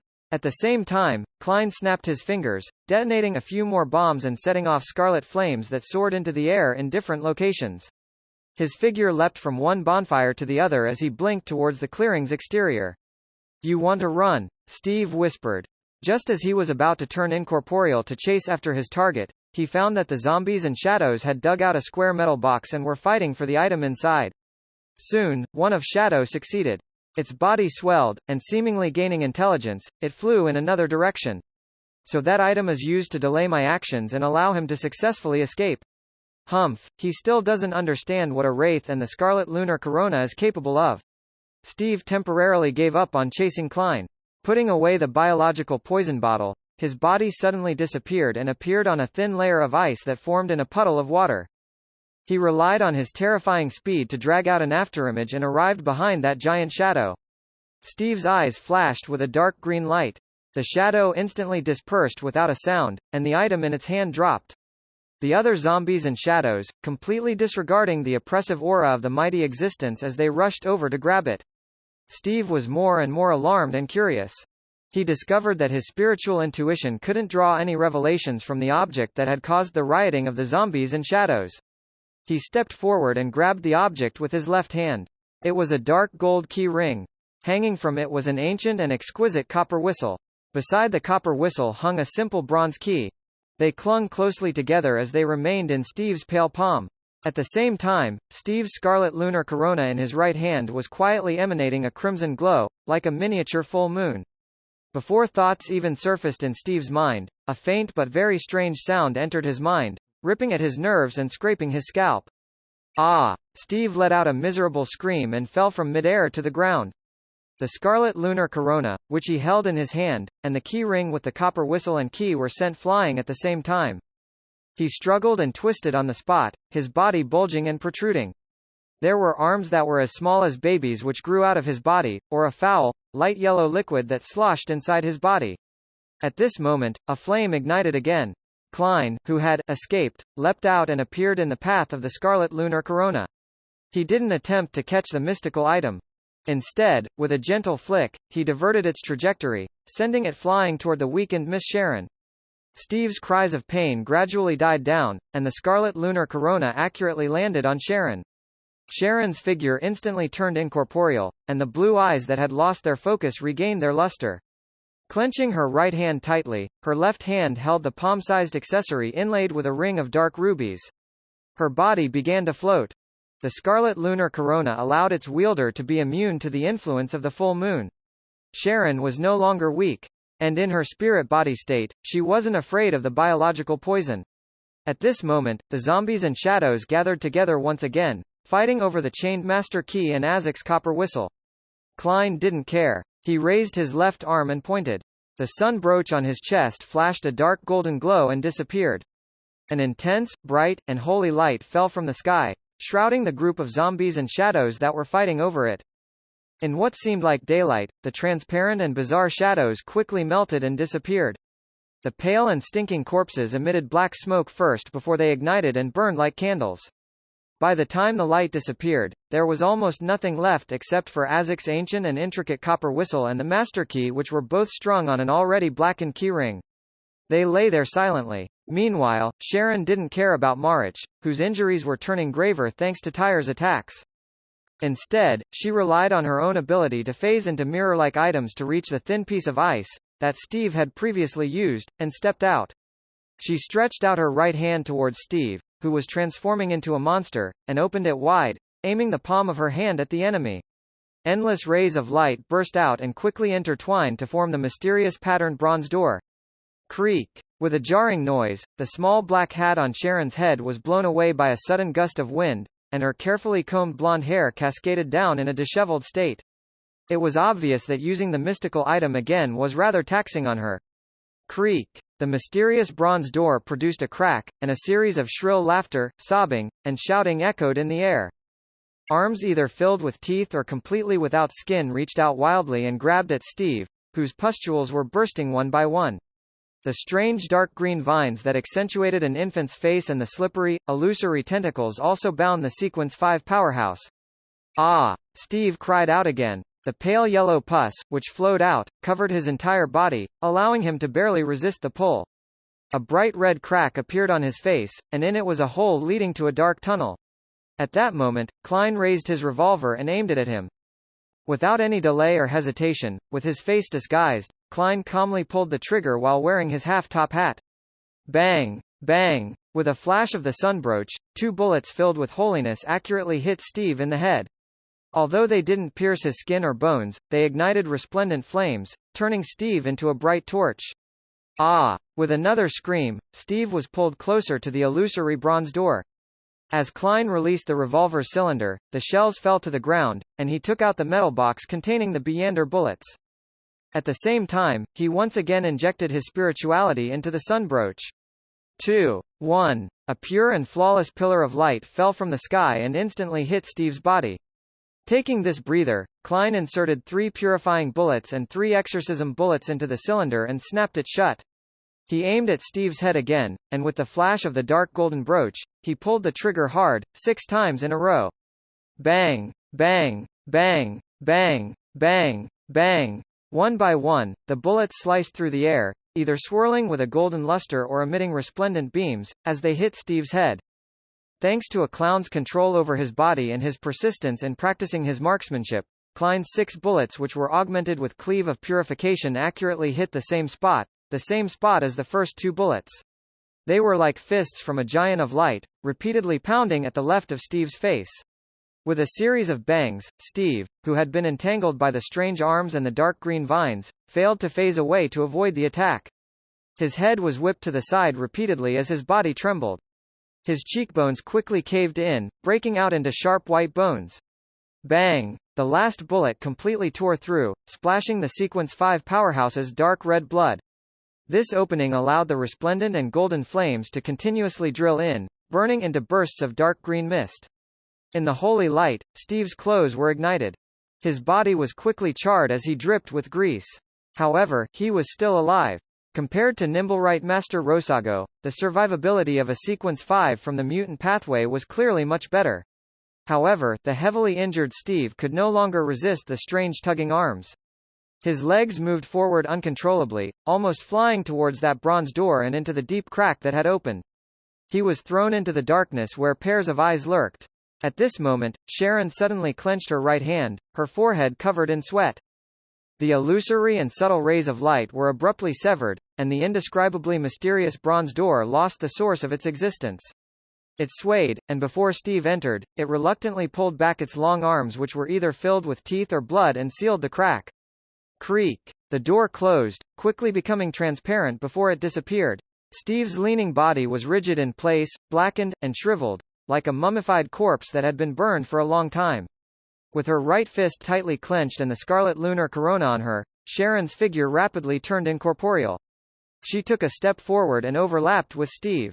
Klein's spirit vision instantly lost sight of her. However, the charred Steve raised his fists and abruptly smashed them against his already severely injured head. Bam! His head turned into a pulp like that of a rotten tomato, and milky white spots sprayed out before splattering to the ground. A translucent figure was also expelled. It rapidly spread out, turning into something that looked like a giant jellyfish. Within it was a dreamlike liquid that was swishing and a pair of deathly pale eyes that were condensing. Sharon was forced out by this strange object, and she reappeared beside it. She suddenly stretched out her left hand, letting out a silent shriek. The ground suddenly turned black, as if it had turned into a muddy deep sea. Twisted bloody vines grew out from it, splitting into many sections, with each section having 4 sharp teeth and an eye. The blood-red vine wildly grew upwards, immediately locking onto the jellyfish-like phantom as it greedily sucked the dreamlike liquid within. The phantom quickly collapsed, and the blood-red vine once again retreated back into the muddy deep sea. But with this delay, the headless, charred Steve began running. He tore across the clearing and headed for the way out. He still wasn't dead despite already losing his head. Steve had only run a few steps when a sudden crisp sound cracked in the silence. Paw! Klein, in a black double-breasted frock coat with a matching half-top hat, turned to him and snapped his fingers. Boom! The dirt beneath Steve's feet was violently lifted, and scarlet flame soared. It spread upward, and when it reached its highest point, it spilled down like beautiful fireworks. Steve's body was torn to pieces from such fireworks. His charred hands, feet, guts, and blood splattered everywhere. One of his fingers rolled to Klein's feet, and the brown, translucent biological poison bottle fell in another direction. The mutilated body, which was the last traces of Steve's existence, squirmed a few times before finally becoming still. In the scene with the blooming fireworks, Klein felt his spirituality become more active, and the powers that still wasn't completely his had become more attuned to him. In response to this sensation, he passed the revolver to his left hand. He took off the silk half-top hat from his head with his black-gloved right hand, and he pressed it to his chest, and bowed slightly at Sharon. Sharon's blue eyes looked over.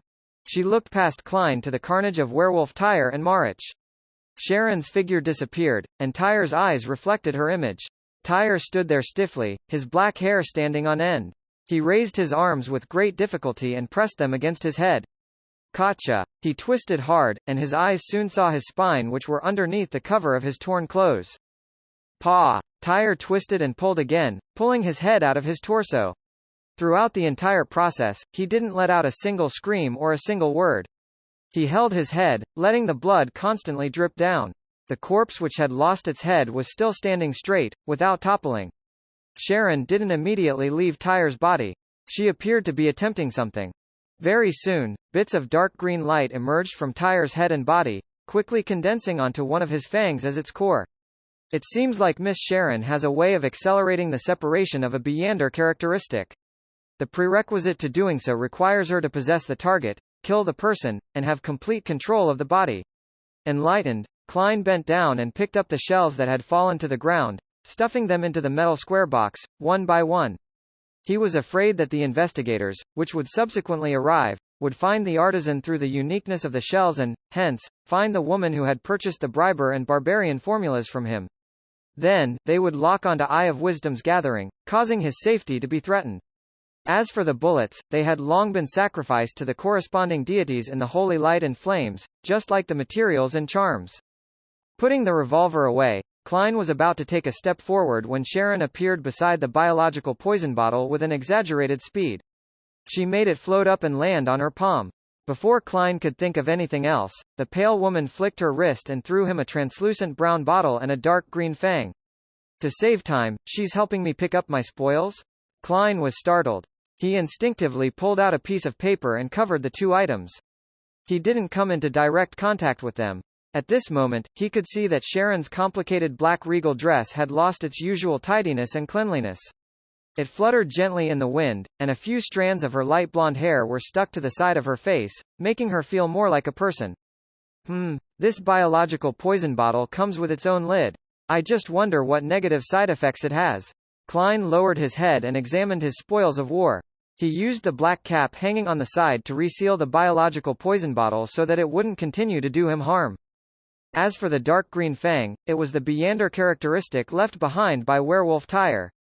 As Klein placed the two items into a small metal box he prepared, and he used Holy Night powder to create a wall of spirituality, blocking off the influence they had on their surroundings. He watched Sharon's figure disappear from the corner of his eyes. Steve's remnant flesh squirmed and produced a nearly translucent point of light. Similarly, he was still on guard against Marich, lest he suddenly went crazy. Amidst this vigilance, he discovered that the healing powers of a zombie was truly astonishing. The bone-deep wounds from a moment ago had now basically closed. Marich also gave him a profound look. It was as though he had remembered something and understood something. When he was done, Klein walked a dozen steps away, picking up the square metal box that had been dug up by the zombies and shadows. Then, he found Azek's copper whistle and the master key, which were surrounded by human-shaped candles. He glanced at it and awkwardly realized that he didn't dare to pick them up. The effects of the scarlet lunar corona were still radiating through the clearing. This was the last trap he had set up, one that would never be used unless all other means were exhausted. For this, he had taken the time to visit a hospital's morgue and test out what the corpses would do after they had gotten their hands on Azek's copper whistle. It allowed him to design a corresponding plan. Ahem. Can you stop the influence of the scarlet lunar corona? Klein turned to look at Sharon, who had materialized again. She already had an additional translucent doll in her hand. Without saying a word, Sharon placed the scarlet lunar corona to her chest with her other hand. The circle of rubies quickly dimmed, and the light from the full moon disappeared from the abandoned land. Only then did Klein lean over and grab the keyring with his fingertip, raising up Azek's copper whistle and the master key. Then, he stored them in the square iron box with concave bullet marks and quickly created a seal. Meanwhile, Marich circled around and dealt with the scene. Sharon pulled up her small black bonnet, and her figure disappeared before reappearing in front of Klein. The Book of Secrets is in your room, Sharon said calmly. That is to say, no matter what the end result is, as long as I can make it back alive, I will be able to get a portion of the reward. I wouldn't have gone through all this trouble for nothing. Klein smiled and bowed. Thank you for your generosity. The official Beyonders will arrive anytime soon. We have to leave. Sharon nodded and asked, do you need any help? There's no need. Klein chuckled. I still have lots of fireworks which I haven't released. As soon as he finished his sentence, he raised his hand and snapped his fingers. Boom, boom, boom. The remaining explosives exploded, one by one, sending flames up into the sky. They clustered around the largest and most eye-catching one in the center, producing a dreamy and beautiful scene. Sharon's gaze was instinctively attracted to it for a second, and when she looked back, Klein was no longer there. There was only a spark that gradually dissipated. Away from the clearing, he took a small detour northwest, preventing him from running into any official Beyonders on the way. One match after another was lit on the road, and the flames quickly soared up and then quickly disappeared. Klein's figure constantly emerged from within them as he leapt across the flames and departed the West Balam dock. Immediately following that, he took out a special bottle of extract and wiped it over his face. With a gentle wipe using a piece of paper, he removed all the paint. Paw! Klein shook his wrist and burned the paper to ashes. Then, he picked up the cane he had hidden nearby, straightened his clothes, and walked out into the street like an ordinary person. Not long after, Klein arrived at a cathedral. Its name was Lever Cathedral. As many devotees weren't rich, they might not be able to rest on Sundays and were usually busy during the day. Thus, the cathedrals of the various churches typically opened until the early hours of the morning, giving most believers the opportunity to pray and repent. Klein looked up, tapped the steps with the black cane in his hand, and stepped inside. He intended to avoid the subsequent round of inspections of the surroundings people. A few minutes later, a machinery hivemind team appeared at the clearing surrounded by abandoned warehouses. There were a total of 5 of them, each armed with different kinds of Beyonder weapons. However, all of them frowned when they saw the cleaned-up scene. After looking for a moment, they began putting in effort to gather clues. Lever Cathedral. Since it wasn't even 11 yet, there were quite a few people here. However, not a single person spoke. The entire prayer hall was so peaceful and holy that no one wanted to break the silence. Klein sat in the third pew along the aisle. He leaned his black cane forward and took off his silk half-top hat. Wearing a black double-breasted frock coat, he clasped his hands against his lower jaw and closed his eyes. His expression was abnormally calm as he faced the triangle-shaped sacred emblem in front of him. After a full half-hour of uninterrupted silence, Klein opened his eyes and slowly rose to his feet.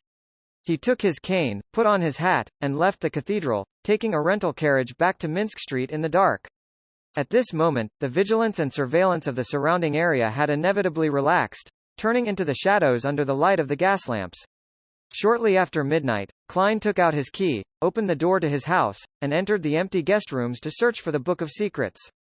It didn't take him much effort to find the old book, bound in thick goatskin, in the wardrobe in a room on the first floor. The hardcover of the book was dark black, with 2 lines of Hermes written in crimson, Book of Secrets. Klarman. Phew, Klein exhaled but was in no rush to read the book.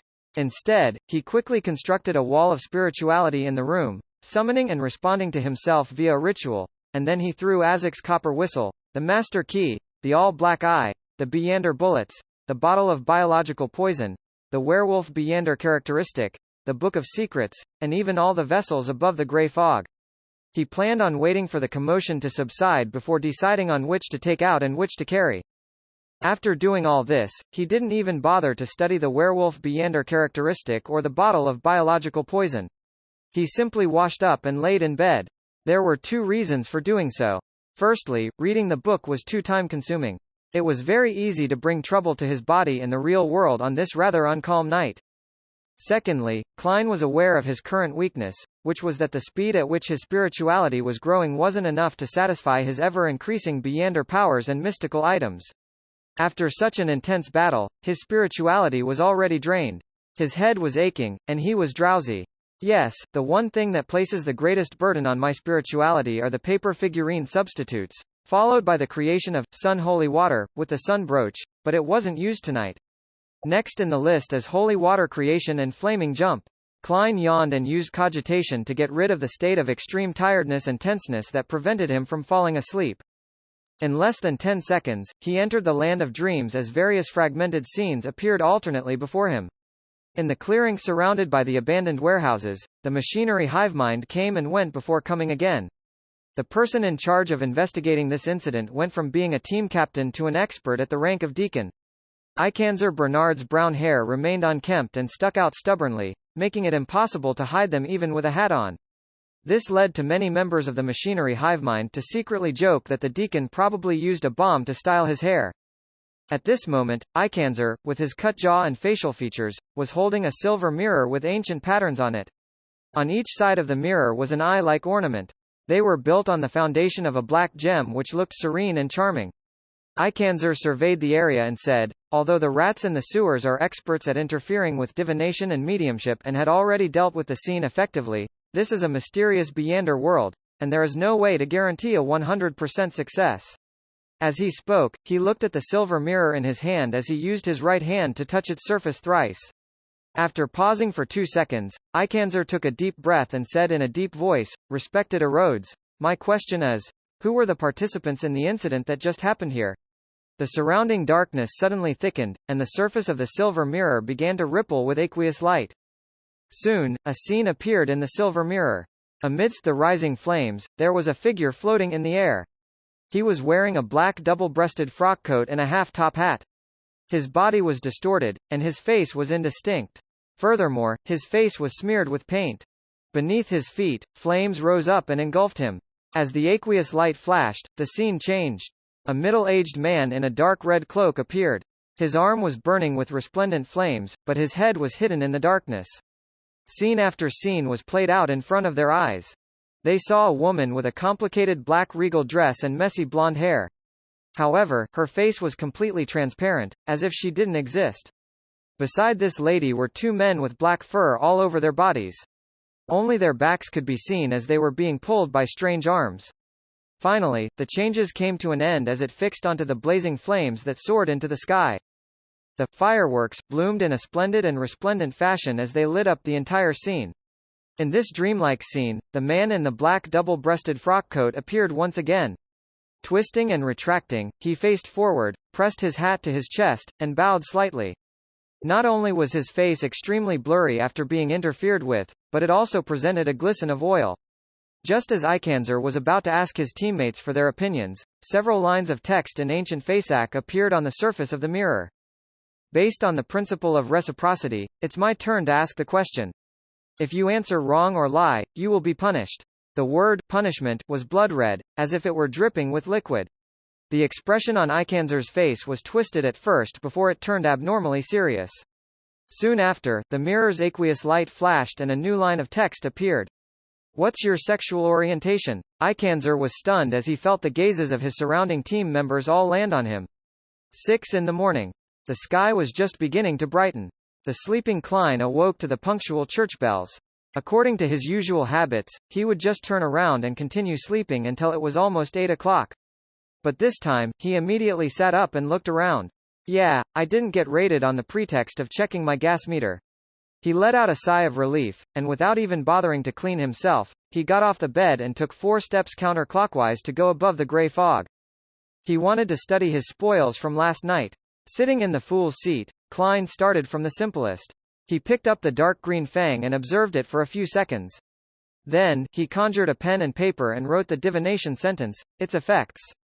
This didn't mean that divination could be used as a substitute for experimentation. With the fact that he held the item in his possession, and how he knew a lot about prisoner, lunatic, and werewolf from Sharon and Marich, he believed that it was enough for him to attempt to gain some revelations from it. After reciting the statement, he quickly entered the dreamland and witnessed one scene after another. A vicious wound appeared on Werewolf Tyre's stomach, and his intestines flowed out as they were dragged across the ground. However, he only washed it with water and stuffed the intestines back into his stomach. He pinched both sides of the wound, and in the end, the wound actually healed.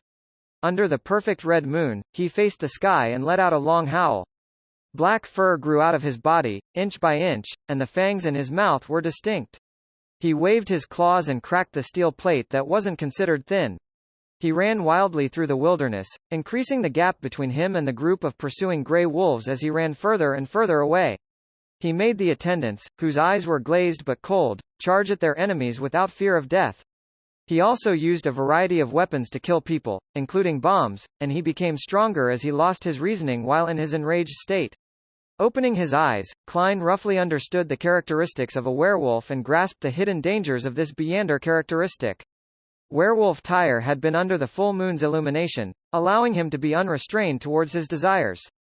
After his death, he left a relatively strong spiritual mark, so those Beyonders, who would use this Beander characteristic to concoct a potion to advance themselves to the next sequence, had to resist this kind of effect at an early stage. Otherwise, they would show signs of losing control. However, the negative effects had yet to reach the level of a sealed artifact, and the Beander characteristic left behind by the werewolf could still be used as the main ingredient for a potion.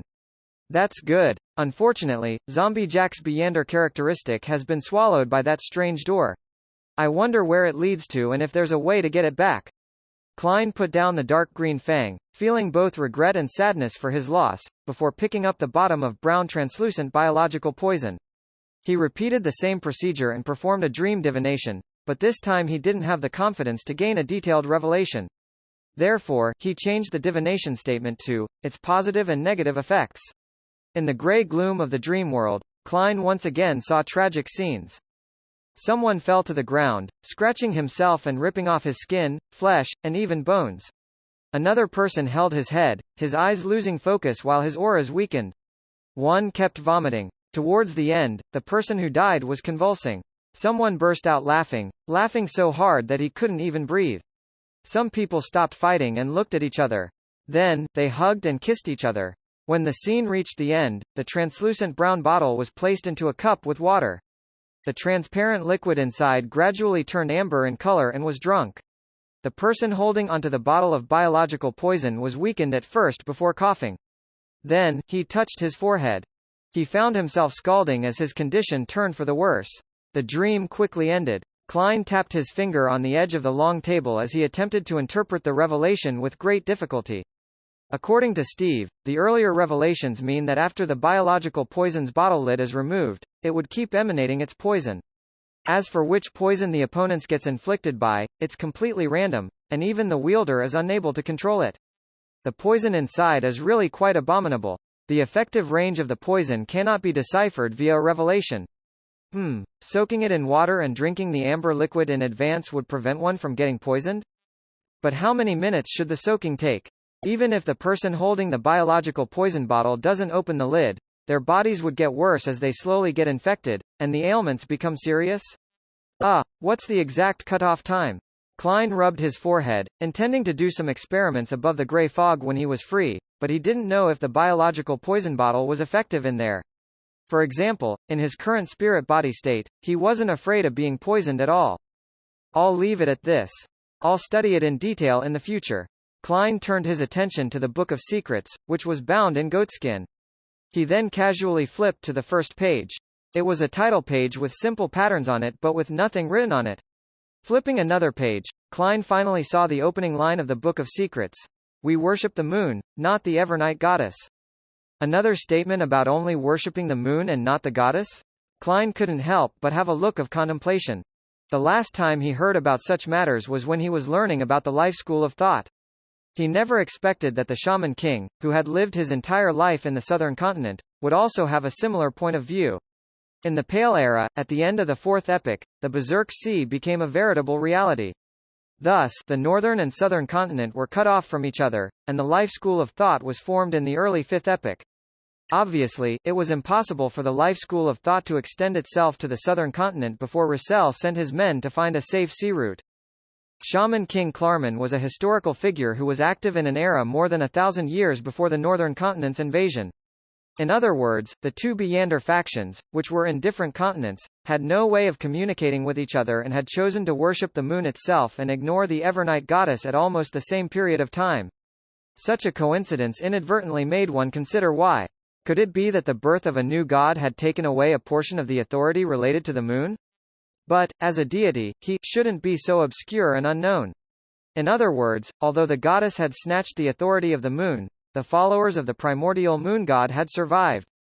They had been passed down from the Fourth Epoch or even the Third Epoch. Even after the separation of the northern continent and southern continent, they blossomed into two groups, one helmed by the Shaman King, the other by the life school of thought? Klein made a rough guess, but he was troubled by the lack of clues to narrow the scope. He gave up thinking about it for the time being and quickly skimmed through the rest of the contents of the Book of Secrets. In the preamble, Shaman King Klarman said, very directly, that many of the rituals, deeds, astromancy, and summoning techniques in the book had originated from a primitive worship of the moon and described the corresponding honorific names in detail. The one and only red moon, the symbol of life and beauty, the mother of all spiritual forces. There's actually an honorable name. However, it lacks the more popular descriptions like those of the Evernight goddess or Mother Earth. If there really is such a hidden god, his followers would inevitably develop a simpler title to address him, that's more suitable for praise than the worship of the primitive moon. Klein sensed something amiss as he began to analyze it with his own knowledge on mysticism. Besides, using the Lady of Crimson to hold a ritual would very obviously direct it at the goddess. But using an honorable name which is very similar but more detailed would circumvent the goddess, pointing it to the source of their power, the primitive moon. I wonder what arcane existence it is. Klein thought with wonder and alarm. Due to his lack of time, he skimmed through the details and found that, as Shaman King Klarman had said so himself, many of the deeds and rituals were directed at the moon. For Klein, it wasn't a cause for concern. He didn't plan on copying them wholesale and end up provoking the primitive moon which he had no idea about. What he wanted to learn was the overall structure, design, and details of the deeds and rituals.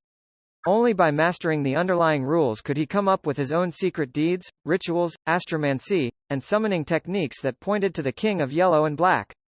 Perhaps in the far future, I'll have my own mysticism system. Klein removed the spirit pendulum from his wrist and finally confirmed the authenticity of the Book of Secrets. After receiving a clear answer, he was in no hurry to use the Weerwolf's Beander characteristic to divine a formula. After all, he wasn't able to sell it, and for the same reason, he decided to delay the research of the biological poison bottle for a while. He quickly returned to the real world and drew the curtains. He saw the sun, which wasn't capable of illuminating the land.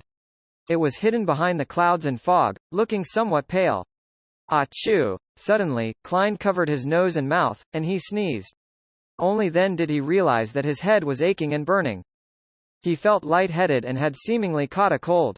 I actually fell ill as a Sequence 7 Beander. Klein pulled out a piece of paper and sniffed. He carefully thought back for a moment and quickly understood the reason. The negative effects of the biological poison bottle would gradually weaken the possessor and result in an illness. If it was carried around even longer, then it might even lead to death. And this effect couldn't be eliminated with the use of spirituality seals. Last night, Klein's spirituality was almost nearly emptied after the battle. While his body was still weak from the poison, he still carried the biological poison bottle with him and hid in Lever Cathedral for half an hour.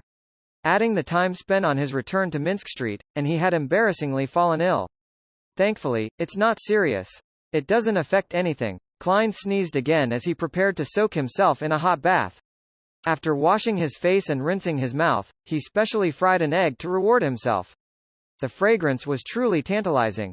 A Shaman King's Book of Secrets and the biological poison bottle, a mystical item that's not worse than the sunbrooch, as well as a Sequence 7 Weerwolf's Beander characteristic.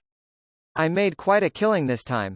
It's just a pity that I didn't manage to obtain the zombie Beander characteristic. Klein sat by the side of the dining table. As he ate, he did a tally of his spoils.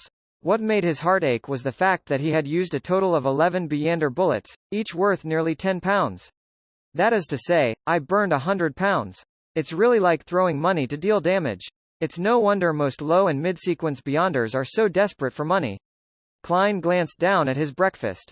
They added up to only a few pence. After breakfast, Klein idly read the newspapers, sneezing from time to time as he wiped his nose and mouth with a piece of tissue paper. As soon as the church bell stopped chiming at 8 o'clock, his doorbell rang. Klein wasn't surprised to see the reporter for the Daily Observer, Mike Joseph.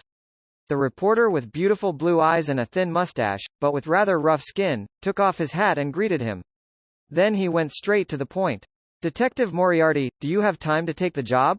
Although he had a cold, he still needed to take on jobs like usual to avoid suspicion from anyone during this period of time. Klein, who had just finished a job, smiled and said, I'm slightly ill, but that doesn't affect my fighting or shooting skills. Mike suddenly smiled and said, thank you for your help. Let's set off now. Detective Moriarty, have you had breakfast? I'll treat you. As your employer, I should be in charge of providing you your meals today. Inviting me to breakfast? Klein was startled. I just finished eating. But I suggest you go to East Borough to have breakfast there. That way, you can see a lot of things. I'll just need a cup of coffee when we're there. Number problem. Mike pointed outside. The carriage I hired is waiting. Klein sized him up and said, Sir, you'd better change into something a little worse. Otherwise, there will be lots of work for me. Mike looked down at his tweed coat and said with some realization, this is too eye-catching? It is in East Borough. Klein pointed into his place. I have some specially prepared clothes. We are about the same size. Mike couldn't help but exclaim, you really are a professional. Professional criminal? Klein lampooned. After changing into ordinary workers' clothes, the two boarded the carriage and headed for the outskirts of East Borough. Achoo! Klein pulled out another piece of tissue paper, wiped his mouth and nose, and blew his nose. Since there was no trash can nearby, he folded the tissue paper properly and stuffed it back into his pocket. The food in this coffee shop is okay. Of course, this is relative to the residents of East Borough. Klein pointed to the slightly greasy coffee shop at the corner of the street. He occasionally came here for breakfast whenever he spent the night at his one-bedroom apartment that was nearby. Looks like it's a pretty good restaurant. Mike didn't think it was a coffee shop. It was already past 9 o'clock, and there were very few customers in the coffee shop. East Borough residents typically finished their breakfast at around 7 and began to work or to look for work. After accompanying Mike as he ordered stewed beef with potatoes, bread, and coffee, Klein looked around for a window seat. At that moment, he saw an acquaintance, the elderly man he had helped while pretending to be a journalist. He was the one who brought me here in the first place. Why is he only having breakfast now? As Klein thought, he turned to Mike and said, "You have an interviewee." As he spoke, he carried his coffee cup to the tramp. The man was wearing the same thick jacket as before. His grizzled hair was oily, and his beard was obvious. However, he no longer looked tired, and his face was no longer as appallingly pale as before. "Good morning, we meet again." Klein sat down across him and greeted him, noticing that his breakfast was black bread with a large cup of cheap tea that was worth a penny. The elderly man raised his head, took a close look, and said in pleasant surprise, "Mr. Reporter, it's you?" Klein laughed dryly, pointed at Mike and said, "This is my colleague, he wants to do a deeper investigation on my previous interview." Being an experienced and knowledgeable reporter, Mike didn't say anything further when he heard that. All he did was nod with a smile and greeted the elderly man. As for the matter of Detective Moriarty pretending to be a reporter, it wasn't like he had only found out about it today. He was the one who had lent him his fake reporter's identification. "So you really are a reporter?" the elderly man blurted out in astonishment. "But that doesn't stop you from being a kind-hearted person." Klein smiled and asked, "How have you been recently?" The elderly man drank a mouthful of tea and said, "Thanks to your help, I finally had a good night's sleep and ate my fill, so I wasn't that weak. My original plan was to go back to my original job, making shoes, but they didn't want me. They said my hands shook." He lowered his head and chuckled, skipping that episode. "Later, I went down to the docks and found some work. It was tiring, but at least I made money. I've already rented a spot in someone's house for only 6.5 pence a week. Of course, I can only sleep there at night. Well, that's how working at the dock is like. I went early today and ate nothing. I raised my hand and shouted my name and the supervisor's name, but I wasn't chosen, so I had to come back here. Fortunately, there's still a chance in the afternoon. Those people in the morning might be busy till late and won't be fighting against us for those jobs." Klein listened quietly, occasionally taking a sip of the bad coffee. As for Mike, he took out a pen and paper and quickly made notes.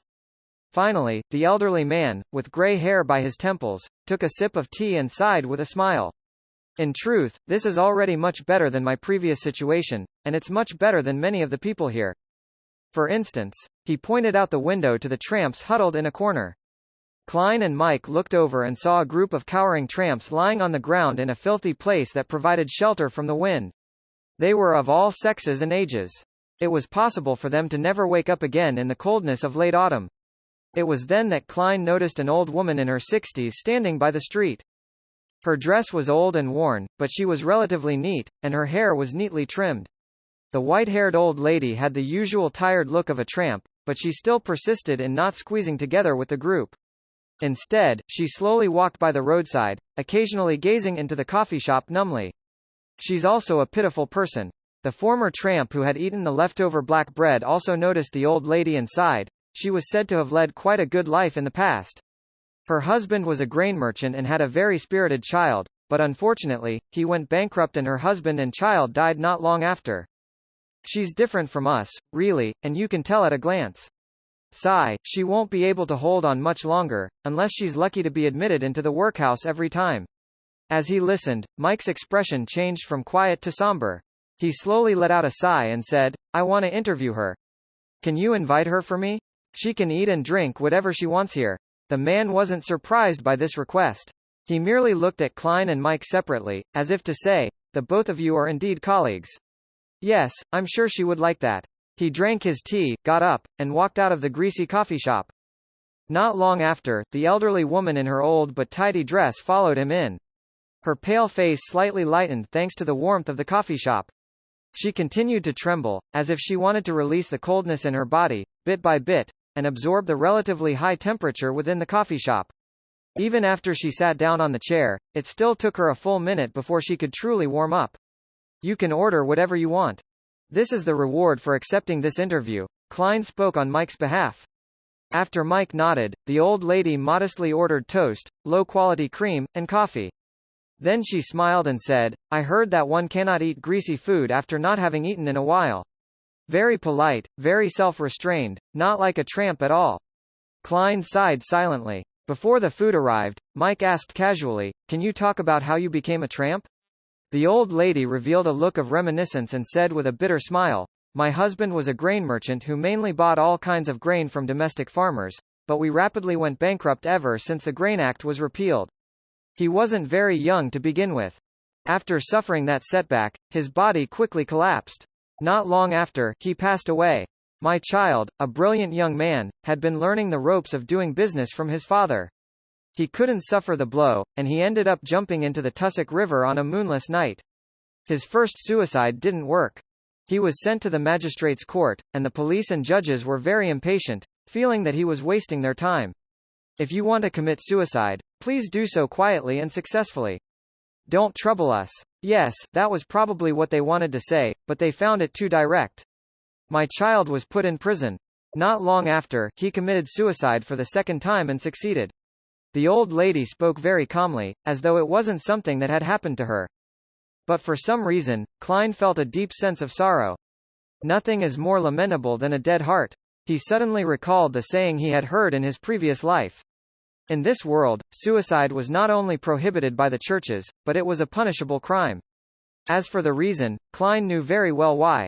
First of all, many suicides were committed by jumping into a river, and without being discovered in time, there was a certain probability of them turning into a water ghost. Second, the suicider often had very abnormal emotions. Thus, under such states, ending their lives was equivalent to a sacrificial offering which could resonate with particular strange and terrifying existences. Thus, their corpses and certain objects that were around after them after their deaths would carry strange curses that harmed others. This was probably where the misfortune cloth puppet behind Tingen City's Channy's Gate came from. Therefore, the 7 Orthodox churches forbade their believers from committing suicide through their own doctrine, and the royal family also promoted the corresponding legislation. Of course, this seemed ridiculous to Klein. How could a suicider be afraid of punishment by the law? While Mike was taking notes, he was about to say something when the owner of the coffee shop brought the food over. Fill your stomach first, we'll talk later. Mike pointed to the toast. All right, the old lady ate the food in small bites, appearing very cultured. Having not ordered much, she quickly finished her meal. After reluctantly drinking the last mouthful of coffee, she rubbed her temples and pleaded, "Can I get some sleep first?" "It's too cold outside." "No problem," Mike answered without hesitation.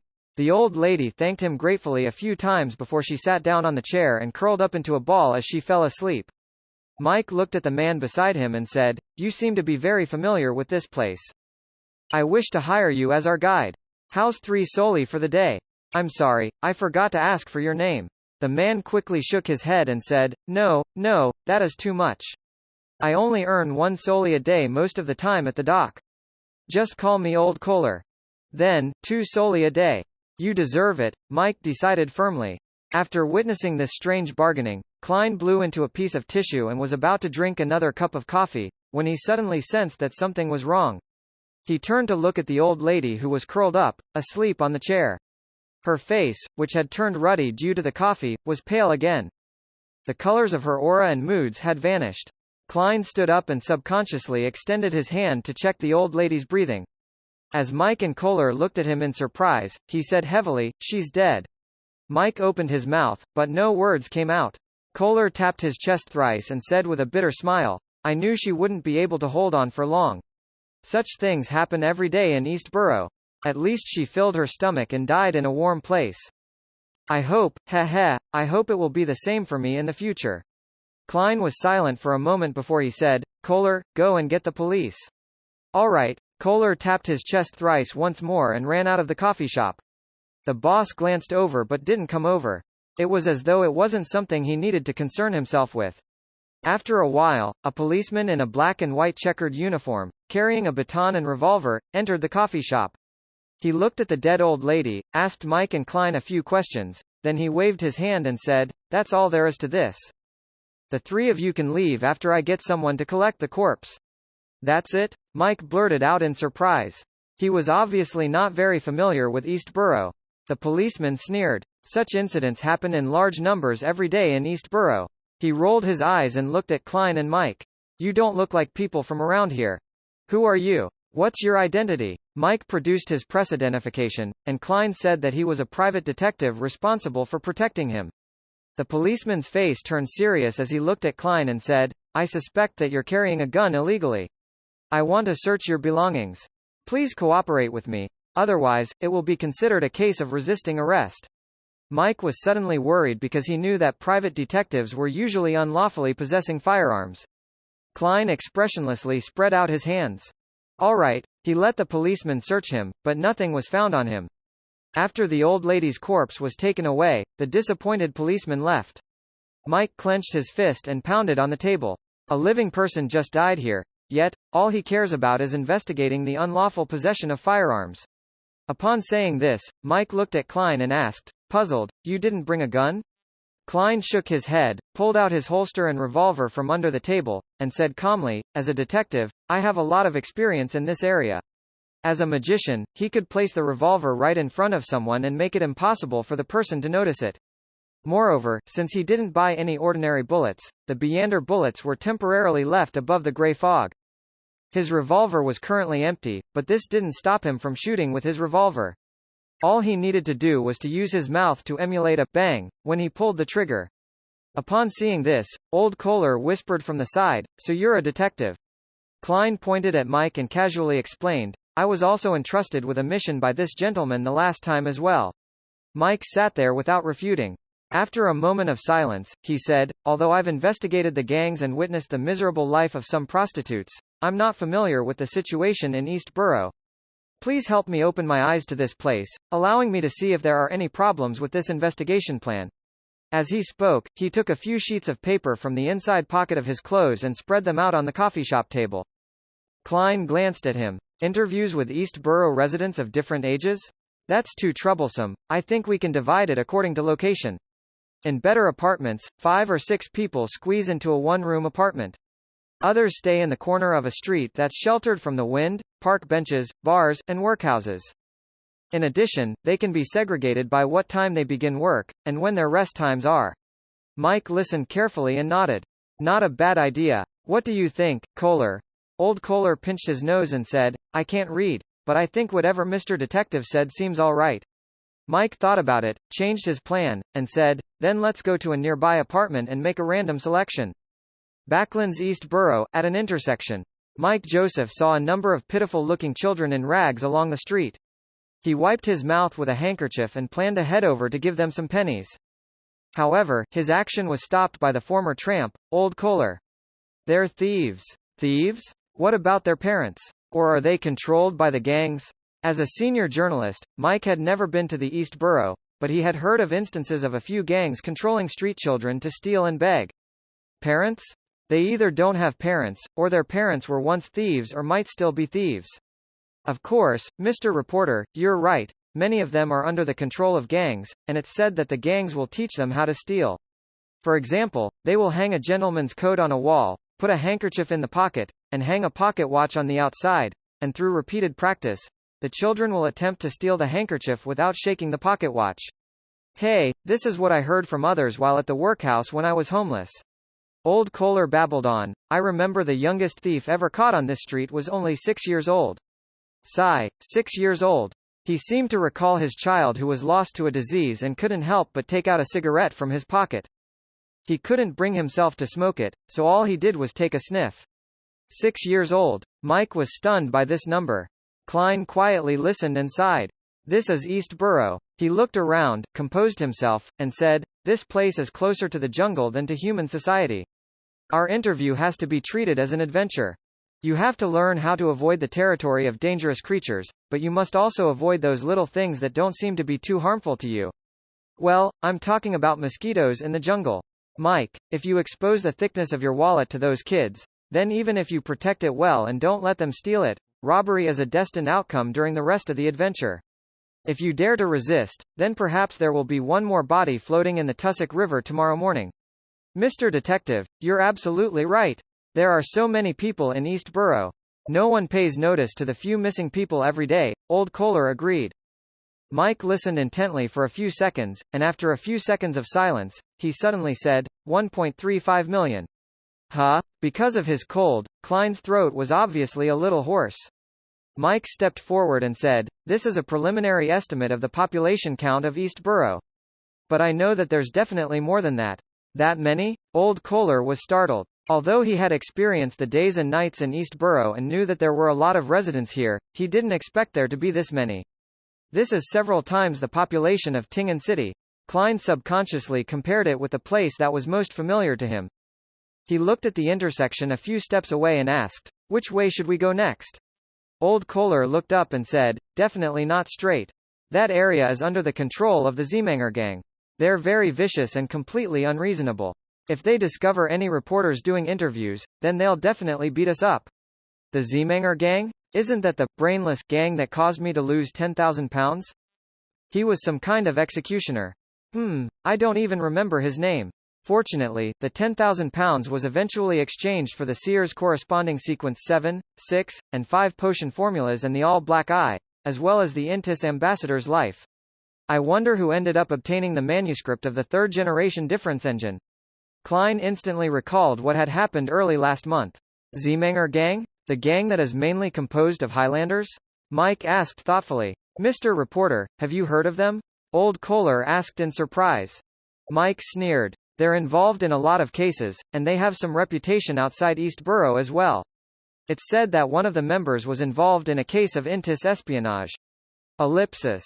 The person next to you was the person in question, the person who made the report, and also the victim. Klein silently added, "If you gentlemen know about the Zeemanger gang, then why doesn't the police arrest them?" Old Kohler asked from his viewpoint, of someone at the bottom of society.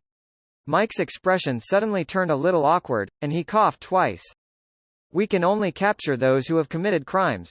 There is no evidence for the rest, so we can't arrest them. Moreover, Eastborough is so broad, and there are so many people. It would be hard to find anyone who is bent on hiding." As he spoke, he sighed. It's easy to destroy one Zeemanger gang, but as long as a Highlander comes to Backland, and if they keep up their strong tradition of being combative while failing to find any other means of earning a living, it's only a matter of time before a new Zeemanger gang appears. This is a complex social issue. Klein pointed to the left and right. "Pick one." Old Kohler looked at the right side of the street. "That's where the Proscrito gang is active. As long as we don't provoke the girls who do business on the streets or in the bars, they won't notice us." Heh, it's still morning, so there shouldn't be any problems. They're still sleeping. The word proscrito meant outlaw in the Loan language, so it could be said that the gang who gave itself such a name was pretty self-aware. Klein and Mike had no objection to this, and with the guide leading the way, they entered the district. The buildings here were relatively better. The streets were less squalid, and the air was filled with the smells of oyster soup, fried fish, ginger beer, and the smell of various food and beverages left behind by street vendors, as well as the fishy smell of fish-related products. While walking here, Klein felt an inexplicable sense of familiarity. It was as if he had returned to Tingen City, to Iron Cross Street, and to the street outside the apartment where he had originally lived in. The only difference was that Backland was closer to the sea and had more traffic. There was a lot more fish. This is a relatively good apartment in this area. Back when I loitered around here, I discovered that the gentlemen and ladies inside are all, quite clean. Old Kohler pointed to a pale yellow 3-story building. As they got closer, they noticed a sign hanging in front of the apartment. It had a picture of a pocket watch, a clock, and a screwdriver, with the words, "Watch Repair." A watch craftsman lives here? Klein dug up a similar scene from the memory fragments of the original Klein. Back then, Benson, Melissa, and himself had gone to somewhere similar to repair the silver pocket watch which his father had left behind, but despite repairing it several times, it would quickly break. This continued until Melissa fiddled with it and ultimately fully repaired it. It became the most decent thing on Klein's person during that period of time. After Klein's death, the pocket watch, which had both monetary and sentimental value, was not buried with him. It should now belong to Benson, right? I wonder if he will think of me every time he takes out that pocket watch. Klein suddenly blinked and curled the corner of his lips. Probably. Mike wasn't sure. If anything went wrong with his pocket watch, it was usually sent to the original watch store he bought it from. The store would then send it to a repairman or to a craftsman who had partnered with them. As soon as they entered the apartment, they saw a middle-aged man with a messy beard. The gentleman had just come out of the bathroom and was about to return to his room. When he saw the 3 strangers come in, he hurriedly asked, "Do you want to repair something?" What a coincidence. We actually met the craftsman immediately. Klein was slightly puzzled. Mike took out his pocket watch, smiled, and said, "Yes, my pocket watch has recently not been keeping time well. Can you help me take a look?" He didn't reveal his identity and planned to interview him over some casual chit-chat. The middle-aged man immediately revealed a smile and led them into a two-bedroom apartment which had its door half concealed. He pointed at a chair beside the table and said, "Please wait a moment. I'll go get my tools." "Your tools are not at home?" Mike asked in surprise. The watch craftsman shook his head and laughed. "How is that possible? A set of tools is very expensive. There's no way I can buy them on my own. The only way is to pool everyone's money together to buy 3 or 4 sets, and whoever has business will use them. So, we moved in together. Heh, it's more convenient this way. If we live too far away, we will have to spend extra time and pay for the public carriage to borrow the tools." As he spoke, he left the room and walked to the side. "So it isn't a coincidence that we met a watch craftsman. Many of the residents here are of this profession." Klein was suddenly enlightened. Old Kohler looked around the room and enviously said, "Before I fell ill, I lived in such a place as well. My wife would help others sew clothes at home. And my two children. Mike sighed and lowered his voice. "I thought watch craftsmen were rich." "Me too." Klein covered his mouth. After a cordial exchange with several of the apartment's residents, Klein and the others once again embarked on their adventure. They had walked about 100 meters when they heard people quarreling along the street. The two women were using all sorts of obscenities against each other, allowing Klein to learn many words he had never heard before. The reason for their argument was that the one on the left accused the woman on the right for making the apartment they lived in dirty and noisy. The woman on the right was scolding the woman on the left, thinking that it had nothing to do with her. After all, no one asked her to recruit guests at night and sleep during the day. "Is that a laundry maid?" Mike asked, frowning slightly. "Yes, I know her. She's a widow, helping people wash their clothes with her 2 daughters, Old Kohler answered certainly. Mike thought for a few seconds and said, "Take me to their place." Old Kohler nodded and led the two of them around the argument before they entered the dilapidated apartment building that was obviously inferior to the one they had just seen. As soon as he arrived outside the laundrymaid's room, Klein immediately felt the dampness. In the room hung dresses that were not dried yet. A 17 or 18-year-old girl was squatting in front of a large basin, scrubbing clothes that were covered in bubbles. A girl, that was younger than her, was holding a hot iron wrapped in wet linen cloth. She was carefully ironing the clothes that were done washing and drying. Her careful actions implied that she had been scalded by the steam several times. This was both their workplace and the place where they slept at night.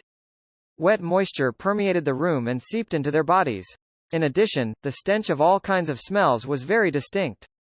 "Doesn't it feel terrible?" Mike pinched his nose. Klein replied in a muffled voice, "I've got a cold." There was no humor in his words. Mike released his fingers, walked into the room, and said to the two surprised girls, "I'm a reporter. I would like to interview a laundrymaid." The girl who was scrubbing the clothes shook her head numbly and said, "We have a lot of things to do and cannot afford to waste time." Mike's request for an interview was rejected. He came out with a heavy expression and silently walked back across the street. After taking a look, he pursed his lips and said, "Let's continue." Ellipsis. City of Silver. After a thorough examination of Derek Berg, who had experienced hallucinations both visually and auditory, he was brought to the bottom of the spire. This place took in residents who showed signs of losing control, and various methods were used to save them. Walking in the gloomy and creepy corridor, he suddenly felt a strange chill. "Help!" A sharp, shrill voice suddenly sounded from a sealed room. "Help!" The voice came to a sudden halt, and then there was silence. In the eerie silence, the first thought Derek Berg had when he came back to his senses was to rescue that person. However, the two guards that held him in the middle didn't show any reaction to it, as if everything that had just happened was just his imagination. "Someone is calling out for help," the young Derek informed the two Dawn Paladins. On his left, a tall knight clad in silver armor calmly replied, "Don't be fooled. That's just the normal behavior of those Beyonders who are on the verge of losing control." "Is that so? Maybe he cried out for help because he just isn't willing to give up and lose control and become a monster." Derek thought sorrowfully. Following the change in his mood, the illusory, buzzing sound in his ears became more distinct. After silently taking a few steps forward, the Dawn Paladin from before pointed to a door on the left and said, "You will be staying here for the time being. We will bring you your food and medicine on time." As he spoke, he took out an iron black bottle. This bottle was constructed from the remnants of the straw-like objects left over from the City of Silver's staple food, black-faced grass. Upon encountering a liquid, it would produce a thin film, thereby achieving a waterproof and sealing effect. Derek took the bottle and gulped it down, feeling a cool sensation slide down his esophagus and into his stomach. His entire being rapidly became quiet. The swaying scenes before his eyes stabilized, and the auditory hallucinations in his ears gradually weakened. Creak. At the sound of the iron door closing and locking, Derek entered his own room. The first thing he saw was a candle flickering with a faint yellow light, and then he made out a low bed, a chair, and a square table. Other than that, there was nothing else. However, the walls, including the door, were all engraved with complicated and mysterious symbols and labels. They seemed to form a complete seal. Derek's emotions were also suppressed by the medicine. He sat down on the bed without the slightest hint of curiosity before lying down. After an unknown period of time, he suddenly heard the sound of someone banging on his door. However, this didn't come from outside his room, but from his neighboring cell. Derek sat up and listened. He heard a sharp, high-pitched wail from the knocking. His hair stood on end as he abruptly stood up, taking an extremely defensive stance. At this moment, thumping sounds spread to the metal walls that were separated by two rooms, slowly smashing a protrusion. Derek was about to pray for holy light when the scene before his eyes suddenly lit up. It seemed as if the entire space around him had been moved to the outside world, just in time for the lightning to streak past. The sound of the wall being smashed beside him had vanished, and the bottom of the spire regained its silence. It wasn't an absolute silence. Rather, the sound of light footsteps echoed for a long distance. It only turned silent after the echoes continued on for a long time. Derek was wondering what had happened to the Beyonder in the neighboring cell when someone knocked on the metal wall on the other side. Talk, talk, talk. It was as if someone had bent their finger and was tapping lightly. Who is it? Derek asked, raising his voice in slight alarm. The knocking immediately stopped, and after a few seconds, a deep yet rather old voice was faintly transmitted. So it turns out to be a young fellow. You are? Seeing that the other person could communicate rationally, Derek leaned against the wall and pressed his ear against the cold metal. The elderly voice chuckled and said, "The person next to you almost lost control several times. He ultimately couldn't be saved today." He completely lost control? Derek asked through the metal wall, so he's become a monster now? No, not a monster, but a corpse. He was finished off by the item sealed in here. The elderly voice sighed. I've been here for 42 years. Yes, those guards told me that they've seen too many similar incidents. Derek was surprised and returned with a question, you've been here for 42 years? Normally speaking, losing control could be divided into 3 stages. The first stage was warning signs, such as auditory and visual hallucinations. In the second stage, the person's body and mind were already out of control, and from time to time, they would display either terrifying or strange states. As for the third stage, it was a complete breakdown, transforming the rampager into a terrifying monster. The time it took from the second stage to the third stage was rather quick. Perhaps just after discovering the symptoms, one would witness a seemingly ordinary Beyonder turn into a monster which could be found deep in the darkness. In other words, after a second stage Beyonder was sent to the bottom of the spire, they would either be treated with medicine, rituals, and other methods, slowly stabilizing themselves and allowing them to leave within 18 months. Otherwise, they would quickly lose control and be purged. It was impossible for anyone to be locked up for 42 years. As a first-stage Beyonder, they would only take between a few days to less than 20 days to eliminate all the symptoms and leave, fully treated. The elderly voice immediately chuckled and said, "That's right. I also didn't expect that I would stay here for 42 years. I don't have any signs of losing control, but they believe I'm rather dangerous and can turn into a monster at any time." Derek frowned slightly and asked curiously, "What happened 42 years ago?" At that time, neither of his parents had been born yet. The elderly voice was silent for a moment before saying, "I was once the captain of an exploration team. We found a destroyed city about half a month away from the City of Silver. Hey, this was calculated based on our speed. That city was similar to our City of Silver. It clearly has traces of it being ruled by giants, and it also believed in the Lord that created everything, the omnipotent and omniscient God. Unfortunately, they were destroyed countless years ago." Derek wasn't a stranger to such matters. He immediately guessed, because you encountered some strange incidents there, you were determined to be at risk of losing control? More or less. The elderly voice chuckled. After we explored the core area, we discovered that the city was attempting to change faiths. They created deities that they imagined would save them. However, it was useless. Even the statues of those deities were destroyed and spilled all across the land. At this point, his tone suddenly became heavy. However, we met a person there. This is the first time in the past 2,000 years that our City of Silver had met someone who didn't belong to our city. Outside City of Silver, in the depths of the endless darkness, there really was someone still alive. Derek subconsciously asked, "You brought him back to the City of Silver?" The elderly voice said after 2 seconds, "Don't you feel shocked? The reason why our City of Silver works so hard to explore the surroundings is to find humans like us. We finally found them 42 years ago. This is indeed rather shocking news, but I often see Miss Justice, Mr. Hanged Man, and the others. I often hear of the Loan Kingdom and the 7 Orthodox gods. Isn't it very obvious that there are people outside the City of Silver, with cities and countries?" Derek scratched his head, and without much experience, he pretended to be shocked. I didn't notice this point. This is truly unbelievable. Other than the residents of the City of Silver, there are actually other people. The elderly voice remained silent for a while before saying, "Has the City of Silver's education become so terrible?" Without waiting for Derek to speak, he sighed and said to himself, "We very warily invited that person to the City of Silver as a guest." After some consideration, he agreed. We monitored and escorted him along the way back, but when we had almost arrived at the City of Silver, he suddenly disappeared. We searched everywhere, but we couldn't find him. After we returned to the City of Silver, my team members went crazy, one by one. They lost control. All of them. Not a single one was spared. The 6-member council suspected that we were contaminated by something and that the person was not a human at all, but an evil spirit, a monster.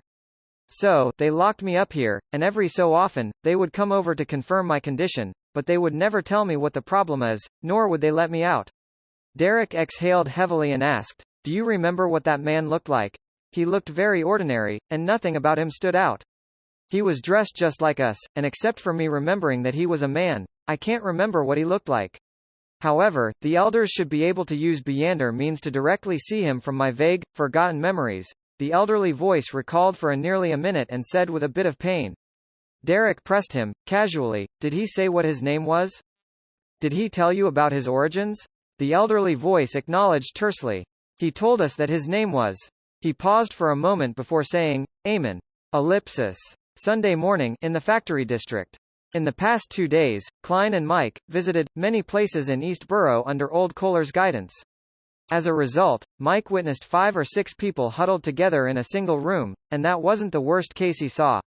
In the poorest areas of East Borough, an ordinary bedroom could accommodate 10 people. The precise division of the right to use the floor and the time of use, day or night, shocked the reporter. Moreover, poverty didn't discriminate between men and women. In those places, people of different genders squeezed in tight spaces without being able to abide by societal norms. Certain incidents which deserved time in court happened all the time. Whether it was men or women, all of them were always facing the threat of violence. Squalid, crowded, smelly, that's the most objective impression. I suspect that every one of them has a serious problem of having parasites. Because the houses were built a long time ago in the most rundown districts, they aren't connected to the sewers. Feces, urine, vomit and other things can be found everywhere. Every house here only has one public bathroom, or worse, every street only has one public toilet. They're extremely busy every day, but they can only barely fill their stomachs without any savings. As long as they're unemployed for a few days, they'll fall into an irredeemable abyss. I don't think they would even be afraid of death if they were given even a little hope, Mike wrote in his investigation manuscript.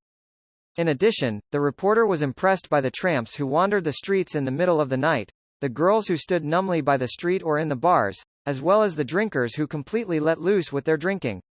They didn't hold back on using violence and didn't consider the future. All of this left a deep impression on this reporter. He grew more and more silent. Cough. Mike Joseph took out his handkerchief, covered his mouth, and coughed several times. The smog in the factory district was thicker than anywhere else. The air was gray with a yellowish tint as though it was floating dust. Occasionally a pungent, suffocating odor that even Mr. Reporter, who was long used to the backland air, could not bear. He turned to Klein, who was also coughing softly. I've always been a huge supporter of the government's establishment of the National Atmospheric Pollution Council and the Alkaline Industry Inspector, but only today did I learn that the problem has become so serious. If we don't take effective measures, it may become a tragedy in the future. Klein tried hard to clear his blocked nose. Perhaps the whole of Backland would be shrouded in smog that results in one's vision not exceeding 5 meters, and it's possible that an evil god would descend or be born in such a backdrop, he added silently. Old Kohler didn't quite understand the conversation. He cleared his throat that was filled with thick phlegm and led the reporter and the detective around the watchman and into a lead factory. Most of the workers were women. They were working busily without any protection, and the factory floor was filled with dust. Looking at the tiny particles floating in the air, Klein felt like he was looking at toxic gas. The young ladies without masks were like lambs waiting to be slaughtered. For a moment, he felt as though he was back in Tingen, back to the time when he had helped Sir Deweyville deal with the grievance haunting him. He seemed to have already witnessed the future of each and every female worker, some of them with throbbing heads, some with blurred vision, some turning hysterical, some with gums with a blue line, and finally, they either went blind or fell dead. It's like a large-scale, bloody sacrificial ritual. The only difference is that the target is that flashing symbol of money. If the Aurora Order, Rose School of Thought, and other evil sects could make good use of similar situations, just like what Lenivus did, there would be a huge problem. Klein covered his mouth and nose as he quietly watched. Mike Joseph muttered in surprise and anger, "How can this be? How can they be like this?" A while ago, all sorts of newspapers and magazines were focused on the issue of lead poisoning. Why aren't they using any precautionary measures at all? They can't even bear to use a mask? These factory owners are murderers. He truly is a reporter with a sense of righteousness. Even though he isn't young, he's rather stingy, and his acting is pretty outstanding, he still retains his original pure motives. But how is he so aware of lead poisoning? Right, I forgot. I had gotten Sir Deweyville to advertise the dangers of lead poisoning on the newspapers and magazines. It seems like he did it well, but for some people, what does it matter if one or two of the lower-class commoners die? There are plenty of people waiting for jobs. Klein thought with a heavy heart. As a senior journalist, Mike didn't lose his reason. He quietly observed and asked a few workers who had changed shifts, then he left the lead factory. Subsequently, they entered one factory after another, but lost their mood to discuss anything when they saw the squalor of the place and the intensive labor involved. It was almost noon when Klein suddenly discovered that there were a lot of people gathered outside a factory. They were mostly women, and they were excitedly shouting something and were trying to rush in. What happened? Mike asked Old Kohler, puzzled. Old Kohler was also puzzled. I'll go over and ask. He jogged to the outside of the factory and blended into the crowd. It took him several minutes to get back to Klein and Mike. They're going to smash those new machines. Old Kohler took a breath and got to the point. Why? Mike hadn't been in charge of similar news before, and so he didn't know much about the situation.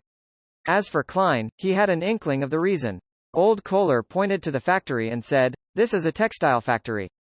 They wish to use the latest textile machines, so the number of people in charge of controlling the machines needed will decrease. It seems like they're going to fire a third of the workers. The female workers want to smash the machines and get their jobs back, or else they'll probably not survive. Perhaps the only choice is for them to become street girls." Mike opened his mouth. From the shape of his mouth, he looked like he was going to say, "Fools," but he didn't say anything in the end. He just looked in silence and didn't even move closer. "Let's go back. I've pretty much finished my investigative interviews." After a long time, Mike sighed. All three of them turned around and began to walk out of the factory district. No one spoke as they walked. As they were about to part, Mike glanced at Klein and spoke in a low voice. "Do you think those women can still find anything else to do if the lead factories who do not provide protection are shut down, or if their bosses are sent to court?" Klein gave it some serious thought and said, "If it's just a few factories, there won't be much of a problem, but some female workers might suffer from the hunger and cold while looking for other jobs, and they would gradually lose their strength because they don't have any savings. It would be a disaster if too many factories are shut down in a short period of time, not to mention the people who lose their jobs after the new textile machines are used. The Backland factory district alone might have thousands or even tens of thousands of unemployed workers, who have no food or clothing, roaming the streets like zombies. They might lower the conditions of their pay in order to snatch the jobs of others. Who knows how many people in East Borough will lead an even more difficult life or die as a result. It would be a hell-like scene, and even if this world doesn't have Beyonder powers, it would still bring about a huge disaster. And now, the various evil gods are lurking in the darkness, waiting. Klein swallowed all the words in his mind. Mike fell silent again, and after paying £10 and 6 soldi, he left the smoke-emitting factory district in a carriage. Klein looked at the carriage ride into the distance but didn't say anything. Back when he was a Nighthawk, he had known and come into contact with the lives of the poor, but the impression left on him wasn't as deep this time. A multidimensional observation revealed a human abyss in front of his eyes. East Borough is truly filled with hidden dangers and Tinder-like threats. If one isn't careful, it can be ignited by a cult. Klein pondered for a few seconds and said, "Kohler, I'd like to ask you to help me keep an eye on the situation in East Borough." "Oh, only when you're not bogged down by work. I'll pay you, giving you the money to build a relationship with the other workers. Every week, we will set a time to meet at the coffee shop from before." Old Kohler's eyes lit up. No problem. He made no mention of the price, and he fully trusted the good detective. Klein weighed his options and said, "Every time we meet, I'll give you 15 soldi as funds and compensation. If you provide me with information that I'm satisfied with, there will also be an additional 5 soldi as payment." "A pound?" Old Kohler blurted out in shock. In his warmest and happiest days, he was paid only 21 soldi a week, or £1 1 soldi. "Yes." Klein nodded. "You have to pay attention to your words and actions. Don't be in a hurry to gather information.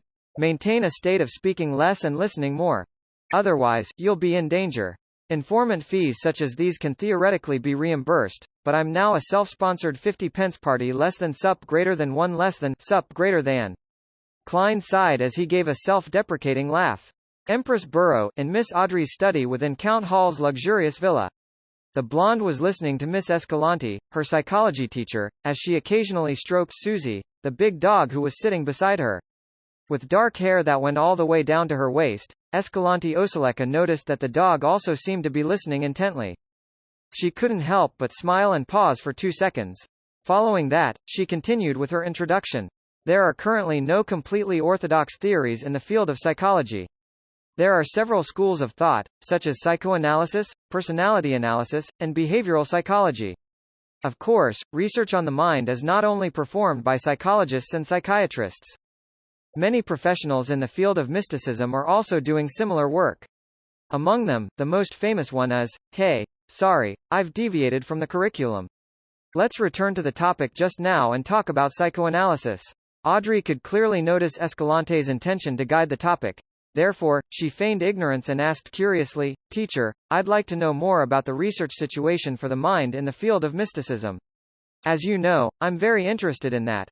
Escalante pursed her lips, frowned, and said in embarrassment, "But there are vows of secrecy. I mean, these theories and research are part of the secrets of the mysticism circles. They're privy to those on the inside." "Is that so? Then can I join?" Audrey asked expectantly. "They aren't involved in anything evil, right?" "Ha, how is that possible?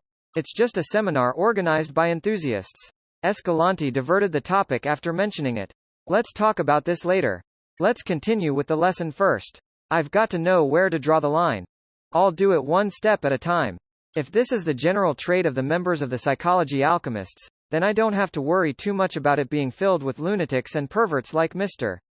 A." Audrey deliberately put on an expression of reluctance when skipping the subject, but she still politely listened to the theoretical foundations of psychoanalysis.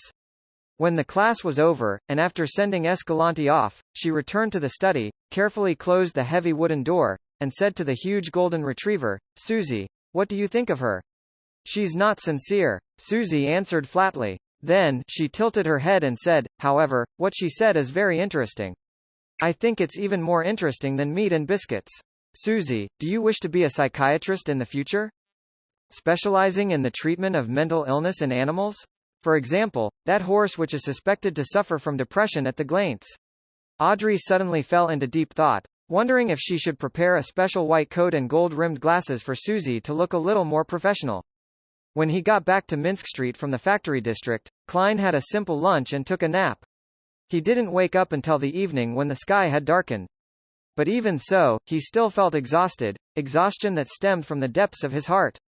After quite some time of being lost in thought, Klein went down to the first floor and lit the gas lamp. He prepared to sit on the sofa and read the day's newspapers, but when he glanced around, he saw an invitation letter on the coffee table. He was stunned for a moment before realizing that it was an invitation letter which Mrs. Stellan Sammer had sent her maidservant to deliver a few days ago. I almost forgot about this. The disguised matchmaking banquet. Klein put down the invitation letter and walked to the bathroom on the first floor. He used cold water to wash his face, sprucing himself up to look much more energetic. Compared to when he first arrived at Backland, there was a much thicker black stubble around his lips and under his chin. Although it didn't completely eliminate his scholarly bearing, it made him look more mature and rugged.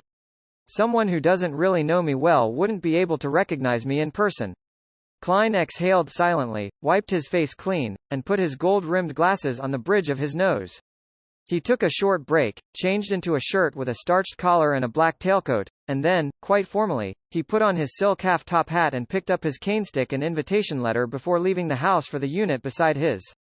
Amidst the tinkling of the doorbell, he saw Julienne, the maidservant, open the door, and Stellan with her blonde hair coiled up high, and her ears adorned with silver earrings.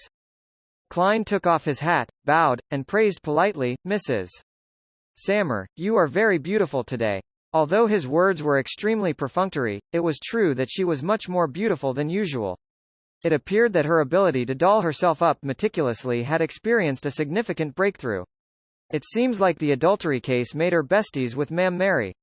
Besides, Mary is now a tycoon with a wealth of tens of thousands of pounds, and she has been admitted into the National Atmospheric Pollution Council, allowing her to acquaint herself with many people in power. She must have had sufficient experience in the areas of makeup, clothing, accessories, and so on. Klein nodded in understanding. The corners of Stellan's mouth couldn't help but curl up. "These are my new earrings that cost 8 soldi. Lady, you haven't changed in the slightest." Klein smiled and handed his hat, cane, and coat to the maidservant. The fireplace and the pipes in the room brought the warmth of early summer. Many women and young ladies were not dressed that conservatively. Some of their fair arms were exposed, while others bared their creamy chests. "Luke is talking business with some friends. Let me apologize on his behalf." Stellan played her role as the female host to its fullest. "Have your meal first. I'll introduce you to a few well-educated ladies later. Actually, there's no need for that. Just let me eat in peace." Klein smiled. "I can already smell the fragrance of the food." Since there were quite a lot of guests, with over 20 of them, the dinner was in the form of a buffet. Klein took a plate and walked around, and he found that the food was a lot more varied than before. Cold trout, chicken pie, mutton stew with peas, salted breast, curry, roast beef, turkey, beef tongue pastry, ham, salad, and cream cake. The alcohol provided was still champagne and red wine. This suited a carnivore's palate very well. Klein, with his large plate, didn't make conversation with anyone. He hid in a corner and slowly savored the food. It's not as good as the chefs at the Quelaag Club. From time to time, he would inwardly make comments on the food. He was about to go for second helpings when he was finally discovered by Stellan Sammer. At the same time, he saw an acquaintance beside the lady. He was none other than lawyer Jürgen with his serious expression. "Right, Jürgen is also a bachelor." Klein smiled and walked over, taking the initiative to ask, "How is Mrs. Doris's recovery?" Jürgen uncomfortably tugged at his bow tie. "She'll be discharged next week." "That's great," Klein sincerely said with mixed emotions.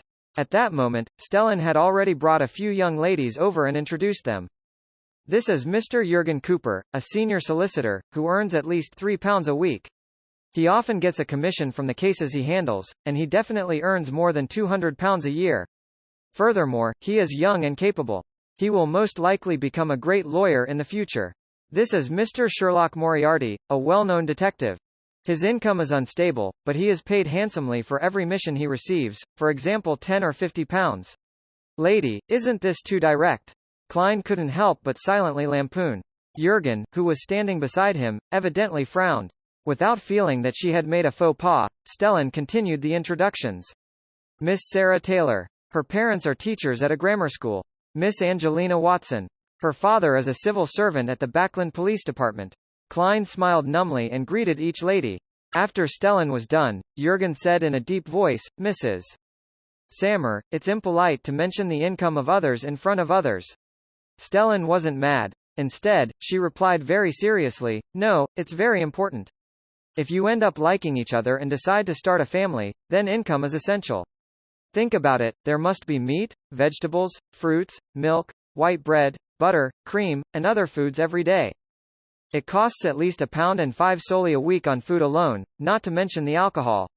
In addition, to rent a better house is nearly £1 a week. Yes, there's also the need to purchase water, gas, charcoal, soap, and the like. One still needs to consider transportation expenses. This adds up to about 10 soldi. That is just the most fundamental expenses. Are you not bringing your wife to a musical concert or to go watch a play? Don't you need to get new clothes every year? Ladies, I believe that a family must spend at least £30 a year on it in order to be considered to be living a decent life. In addition, there is the salary of the maid, the cost of education for any children, the emergency money that's needed to be set aside for medical treatment, as well as the expenditure of some necessary decorations. Only with an income of more than £200 a year can those needs be met. Only then can a happy family be achieved. Thus, in order to not delay everyone's time or cause any misunderstandings, I believe it is necessary to include this in the introduction. As a lawyer, Jürgen was momentarily unable to provide a rejoinder. Fortunately, he always had a serious and stern expression on his face. How big-hearted. But the basic etiquette is to tell the two parties this information in private, and of course, I know exactly why you're making the introduction straight to their face. Klein smiled. Yes, income is very important. Only with an income of more than £400 a year can one host a dinner at this level. Only with that much can one afford to have his wife be dressed in beautiful dresses and exquisite earrings. Stellan raised her chin slightly as she tried her best to suppress her smile and said, £430. I mean that there must be some savings each year, to prevent any accidents or to have spare cash to invest into stocks or bonds. That was her husband's approximate annual income. After finding a common topic for the two groups of strangers, she left and greeted the other guests. Klein could also clearly sense that Sarah, Angelina, and the other ladies were more interested in lawyer Jürgen. After all, he was a good-looking man, and his job and income were very stable. As for a private detective who might be locked up in the police station at any time, they were not the first choice for middle-class women. Besides, Klein now looked rugged with his beard. It wasn't a surprise that the girls would remain a little apprehensive towards him. After a short casual chat with them, he found an excuse to leave before hiding in a corner and eating while he enjoyed watching Jürgen's awkward and helpless performance. At this moment, it was a wonder where his eloquence as a lawyer had gone to. A few minutes later, the two children of the Sammers ran past Klein while playing. They noticed the gentleman in the corner, stopped, and, with widened eyes, asked curiously, "Mr. Moriarty, we heard that you're a detective?" "Yes." Klein smiled in response. The little girl said innocently, "Can you tell us about the cases you've cracked?" Her twin brother nodded immediately. "The cases I cracked? If it doesn't involve wraiths, puppets, or devil dogs, then it's about finding cats or catching an adulterer. There's really nothing suitable for children." Klein thought for a few seconds, then chuckled. "All right, this is a story about treasure. An officer who had just returned from East Balam was suddenly murdered. He had mostly forgotten the detective novels he had read in his previous life, so he could only make them up based on a vague impression." The two children didn't care about the irrationality of the plot and listened very seriously, even learning to ask, what happened next. Without realizing it, Klein was a lot more relaxed. When the banquet was almost over, and he was about to leave, he saw that Stellan's face was filled with joy. "What is the cause for celebration?" Klein casually asked. Stellan raised her head slightly and replied with a reserved smile. "Mary has received a luncheon invitation from the Chief Secretary of the National Atmospheric Pollution Council, Mr. Hibbert Hall, on Monday. This gentleman is the eldest son of Count Hall, a true nobleman. He has invited all the members of the council and has allowed them to bring 2 or 3 friends with them." Stellan paused. "Luke and I were just invited by Mary." Ellipsis. Monday afternoon. Dressed to the nines, Stellan Sammer, who was accompanied by her husband Luke Sammer, followed Ma'am Mary to Empress Borough where they saw a large building. Marble statues, pools, fountains, gardens, and lawns reflected themselves in her eyes, making her feel nervous even before she entered the villa. "Luke, does my necklace not match my dress?" she asked her husband as she tilted her head. Luke shook his head and laughed. "Darling, you're too nervous. You don't have to worry about that. The nobles only live in a place that's slightly bigger than ours and eat a little better. We aren't lacking in any way." Stellan nodded when she heard that, as though she had found her confidence. Entering the villa, they saw the gorgeous crystal chandelier, the hall which could accommodate many dancers, and the plates of delicious food. Foie gras, pan-fried dragon bonefish, baked lobster. Ormir grape wine, misty champagne. It's exactly the same as the magazine's description. Stellan looked at the food with curiosity, thinking that she could have such a meal on a holiday or during New Year's if they scrimped a little. Except for the Ormir wine and the misty champagne, she finally added in her mind. At this moment, her gaze suddenly straightened as she saw a young girl wearing a beige palace dress walking over. The girl had blonde hair and green eyes, and she was abnormally beautiful. She wore a pair of white silk gloves with a pair of small beautiful emerald earrings. She exuded pureness and elegance. She's just like an angel. Even though she had always been proud of her appearance, Stellan couldn't help but exclaim in admiration, and she felt an inexplicable sense of inferiority at that moment. Hello, she clumsily greeted with the etiquette she had just learned. Hello, the girl returned the greeting gracefully. After they had passed each other, Stellan accompanied her husband and Mary to meet the distinguished guests and the noble, Mr. Hibberthal. After a while, she walked to the balcony by herself, intending to ease her mood. However, she unexpectedly saw the angelic girl from before. She was looking out over the landscape. A large golden retriever obediently sat beside her rose ribbon-rimmed shoes. It's so cute. Stellan made an attempt to make conversation. The young girl replied with a faint smile, "Let me thank you on Susie's behalf for your praise." As she looked at the duo, Stellan suddenly felt that she should own a similar pet for herself. This was the only way to showcase the Samur's dignity. She asked in a measured tone, "I heard that the nobles rear a lot of hunting hounds. Is this one of them?" "Yes." The girl whose emerald green eyes looked more enchanting than her earrings gems lightly nodded. "May I know how much money is needed to buy one?" Stellan asked with a smile. The pure and elegant girl looked down at the huge golden retriever and, without minding the question, answered with a slight smile, 450 pounds. On a luxurious carriage on their way leaving Count Hall's villa, Luke was chatting with Ma'am Mary about the distinguished guests, such as the chairman of the National Atmospheric Pollution Council and chief of the National Weather Service, Sir Durz Shaw, or the council member of the National Atmospheric Pollution Council and president of the Royal Meteorological Society, House of Commons Member of Parliament, Mr. Cave, or Midseashire Medical Health's director in charge and renowned doctor, Mr. Hawksley. They were all influential figures in the government, and the royal family or parliament. And the council's final report would be the most important basis for the planned Anti-Pollution Act and Smoke Emission Act. The Coim Company, which specialized in anthracite and charcoal, was trying to promote and expedite the development, disrupting older but larger competitors from handling the changes.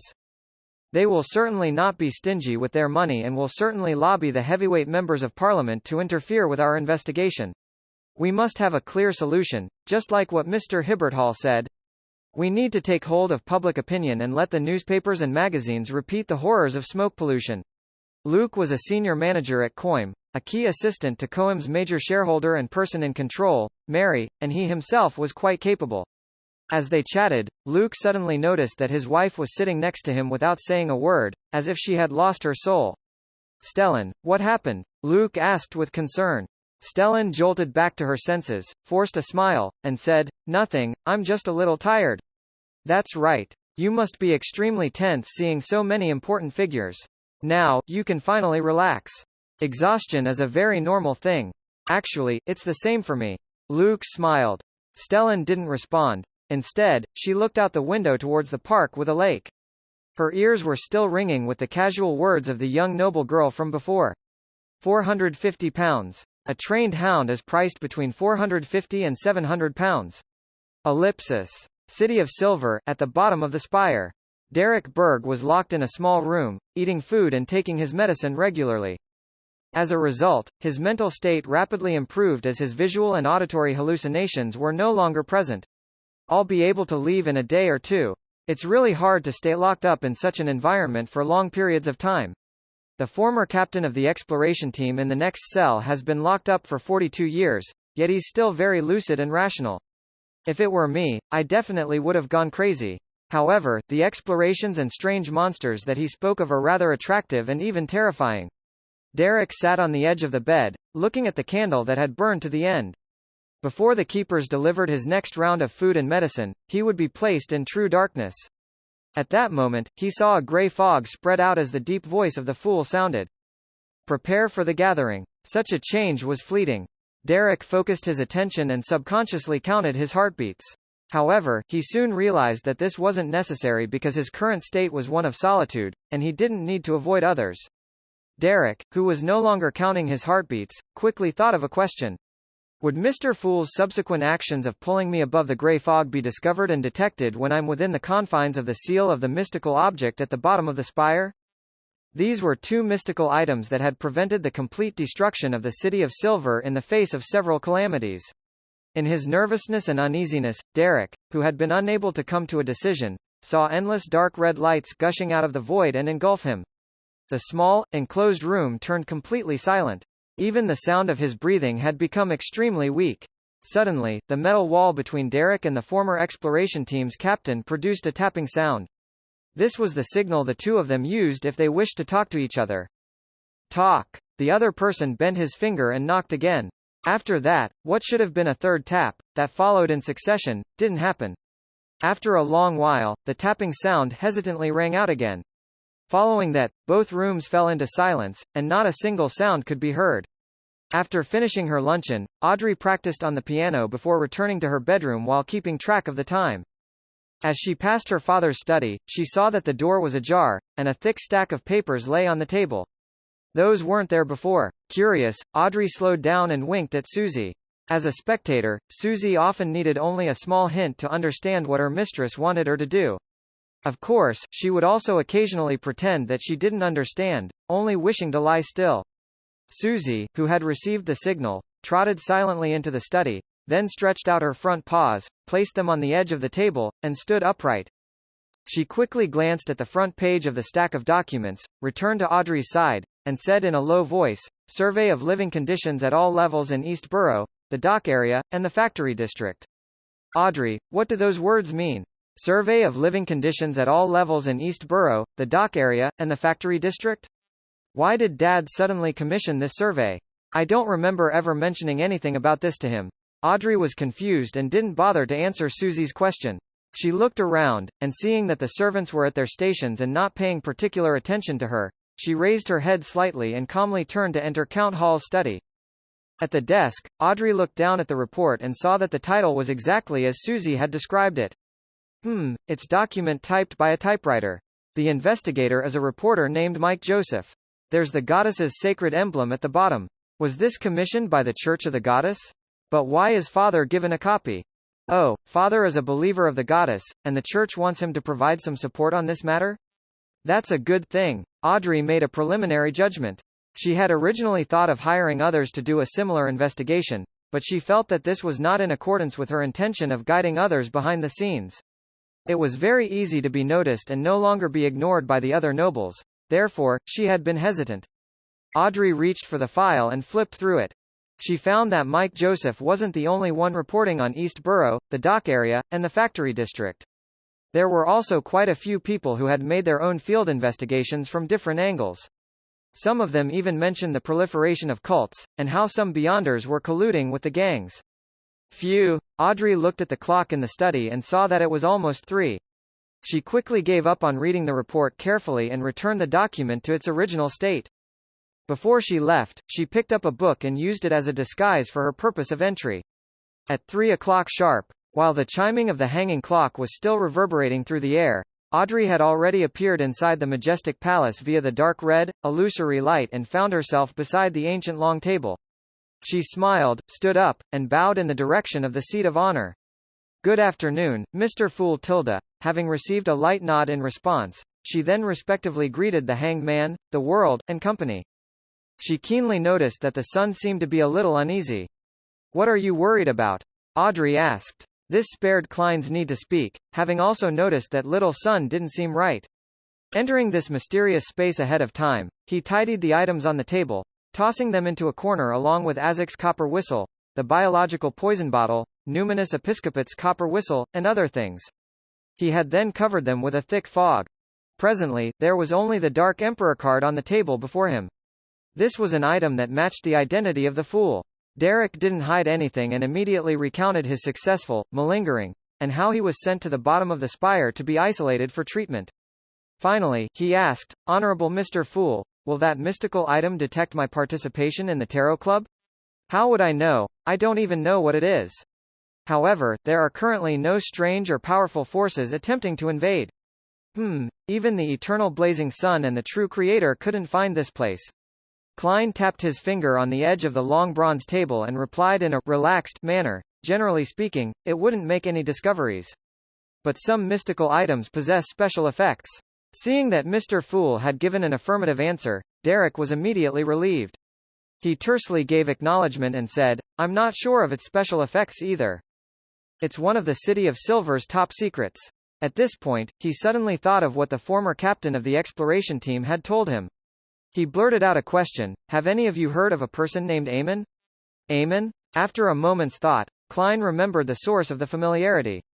But he didn't answer in a hurry. Instead, he looked at the Hanged Man, knowing full well that this middle-ranking member of the Church of the Lord of Storms also knew Aemon, and perhaps he knew even more than he did. Similarly, Audrey also looked at the Hanged Man. She had also heard the name from him the last time. Furs listened with a blank face, feeling that the things discussed here were always outside the scope of her knowledge. Alger frowned and asked in confusion, you ran into a man who called himself Aemon while you were exploring the surrounding areas of the City of Silver? Or perhaps, you discovered related records? Derek nodded seriously and said, yes, 42 years ago, an exploratory team encountered a man claiming to be Aemon in the depths of the darkness. After they returned to the City of Silver, they lost control one after another. Only one of them was left, and he was imprisoned at the bottom of the spire, in the cell next to me. Maybe he went mad too and that was just a figment of his imagination. Furs, with a wealth of novel creation experience, postulated a guess. Alger glanced at Mr. Fool who sat at the end of the table. Seeing him appear staid and without expressing anything, he boldly said, imagination is a possibility, but one shouldn't imagine the name, Aemon, for no reason. He turned his head to the sun and said, in the fourth epoch, about 1500 years ago in the kingdom we live in, there was a family with strange powers. They belonged to the Tudor dynasty, and their surname was Aemon.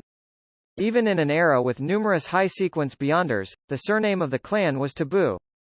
Just as Audrey asked instead of the sun, why? The Hanged Man, Alger, didn't answer her directly as he continued on, Abraham, Antigonus, Aemon, Jacob, and Tamara are the 5 great families that supported the establishment of the Tudor dynasty, and they were second only to the Blood Emperor. Among them, the Aemon family is the most mysterious one. They have the least history left behind, and they seem to have been distorted and covered up by some kind of power. There was a piece of information that came from the King of the 5 Seas, Nast. The Aemons are a family of blasphemers, and they wield the secrets to usurp the powers of deities. Also, the Aemon family call themselves the descendants of the ancient sun god. Derek Berg was left confused. In his knowledge of myths, there was no such thing as an ancient sun god. Among the 8 ancient deities, Giant King, Ormir, Dragon of Imagination, Ancualt, Mutated King, Kvastir, Elf King, Soniathram, King of Demonic Wolves, Phlegria, Vampire Ancestor, Lilith, Phoenix Ancestor, Gregrace, and Devil Monarch, Farbauti, none of them wielded the power of the sun. Derek seriously considered this problem. If I really need to make a connection, the Lord that created everything, the omnipotent and omniscient God had shown powers in the sun domain. Could the Aemon family be his descendant? Noticing that Sun wasn't saying anything, Alger stroked the stubble on his chin and said, the Aemon family is an ancient family clan from 1 to 2,000 years ago. It is almost history itself. I'm very curious. Why did the gentleman that you met appear around the City of Silver?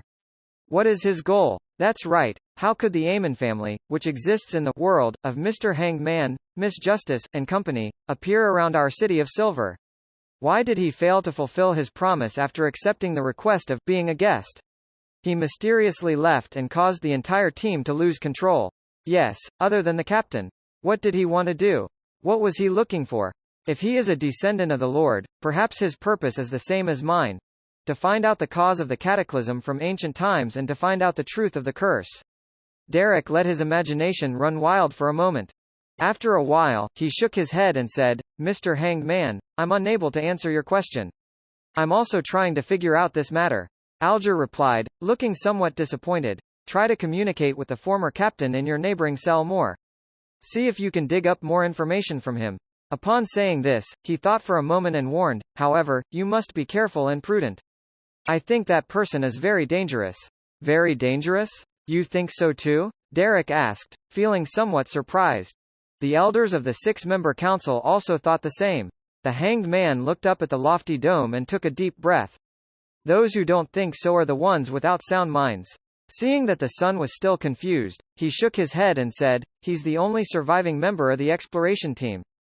Just this matter alone is enough to prove that there's something tremendously wrong with him. He's been in the dungeon facing rampagers for 42 years, yet, he remains very lucid and rational. This shows how weird he is. Compounded with the matter regarding the mysterious Amon, the danger is obvious. These were the little bits and pieces that Derek had thought about in the past, but he hadn't yet connected together. When he heard that, he suddenly became enlightened and immediately said sincerely, I understand. Thank you, Mr. Hanged Man. Audrey, who was listening attentively and observing, resisted the urge to cover her face with her hand. She felt that the son was even more naive than she was. Seeing that everyone's curiosity had been satisfied, that even the gloomy Mr. World had slightly adjusted his posture, and that the son didn't seem to have any other requests, she turned her head to the end of the long bronze table and said with a smile, Mr. Fool, I request a private exchange. Again, Klein was amused as he nodded and said, sure. He immediately shielded the senses of the hanged man and company, rather than isolating himself and Miss Justice. It was mainly because he was afraid that the others might end up communicating out of boredom, thereby exposing the fact that the world was only a repeater. After receiving the signal, Audrey smiled and said, Mr. Fool, I have another 3 new pages of Roussel's diary. After the card of blasphemy was stolen by the fool's adorer, she didn't avoid visiting the Royal Museum out of guilt. Instead, she acted as if nothing had happened. She openly requested this to her father, and in the week after the exhibition ended, she got another chance to flip through the notebook. Audrey thought that appearing unfazed was the best way to avoid suspicion.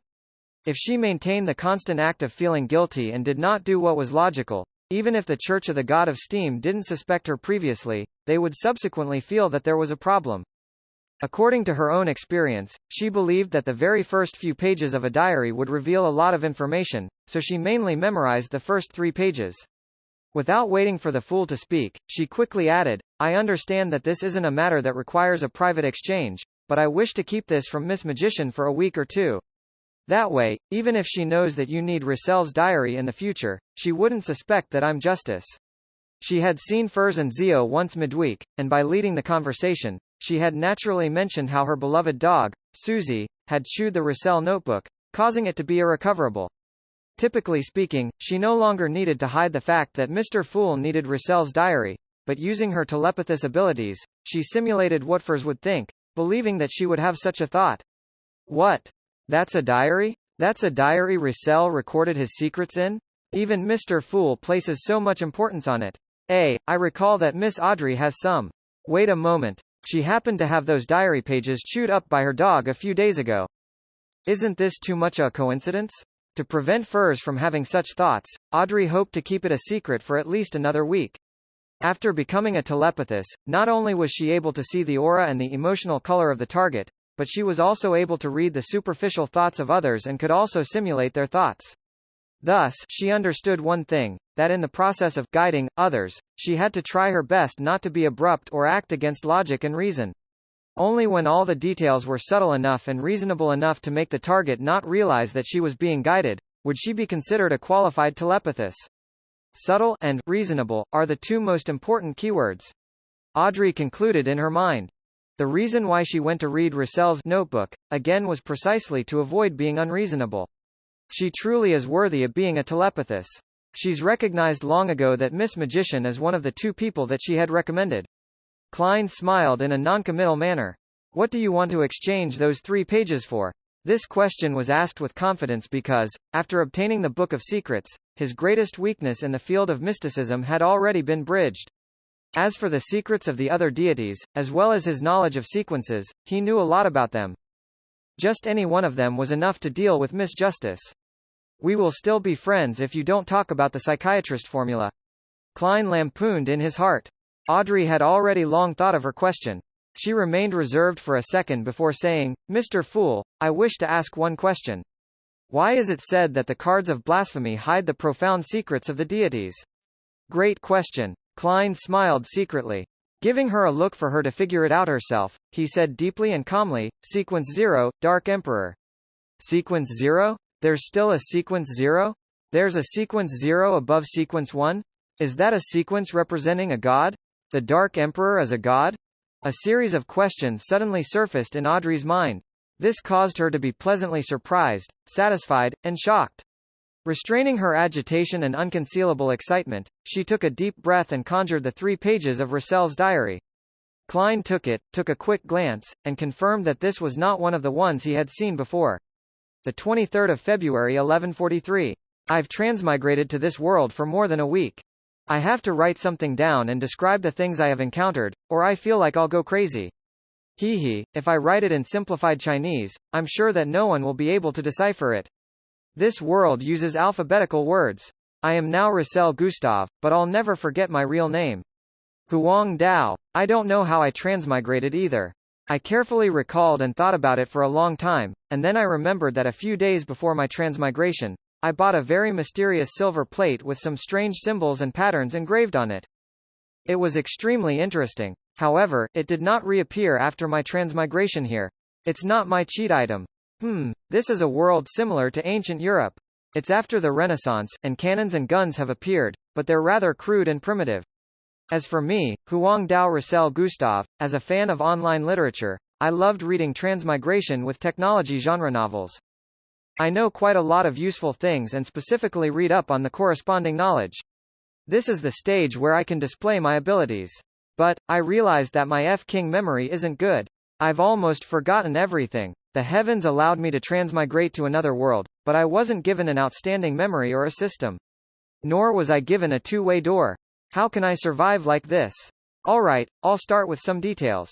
When I have the money, I'll hire a bunch of craftsmen, inventors, and scientists. I'm only responsible for giving them ideas. It's been a long time since I've felt so full of anticipation for the future. But I still miss Mom and Dad a little. Besides, the entertainment in this world is too monotonous. The 1 or 2 maids don't look that good, and their entire bodies exude rustic vibes. It makes me wish that Hongsho.com less than sup greater than 1 less than sup greater than goes completely bankrupt. I haven't finished reading Lin Gao's 500 good for nothings less than sup greater than 2 less than sup greater than, and there are so many beauties that are awaiting me on TikTok. The games, Kings of Glory and PUBG, are still waiting for me. Thinking about them makes me feel a little depressed. As Klein read, he nearly frowned. Initially, he had determined, from the appearance of Pirate King and the 4 Horsemen of the Apocalypse, that Russell had crossed over 3 to 5 years earlier than him. But now, he realized that the gap between their transmigrations couldn't be more than a year. But why was there a difference of nearly 200 years on this side? Klein thought seriously for a while and came up with all sorts of theories, but because he lacked the necessary information, he could only temporarily ascribe the cause of the matter to the difference in the flow of time between the Earth and this world. Russell and I have transmigrated less than a year apart, but in this world, we are separated by nearly 200 years. That is to say, even if I were to spend 200 years to find a way to return, it's likely that I won't lose the opportunity to meet my parents. At most, I'd have been missing for a year. Klein made a contrasting inference, improving his mood significantly. He instantly felt filled with motivation. Of course, he himself knew very well that this reasoning was not rigorous, because this was determined by one precondition, and it was currently impossible to confirm it. What if Russell transmigrated after me?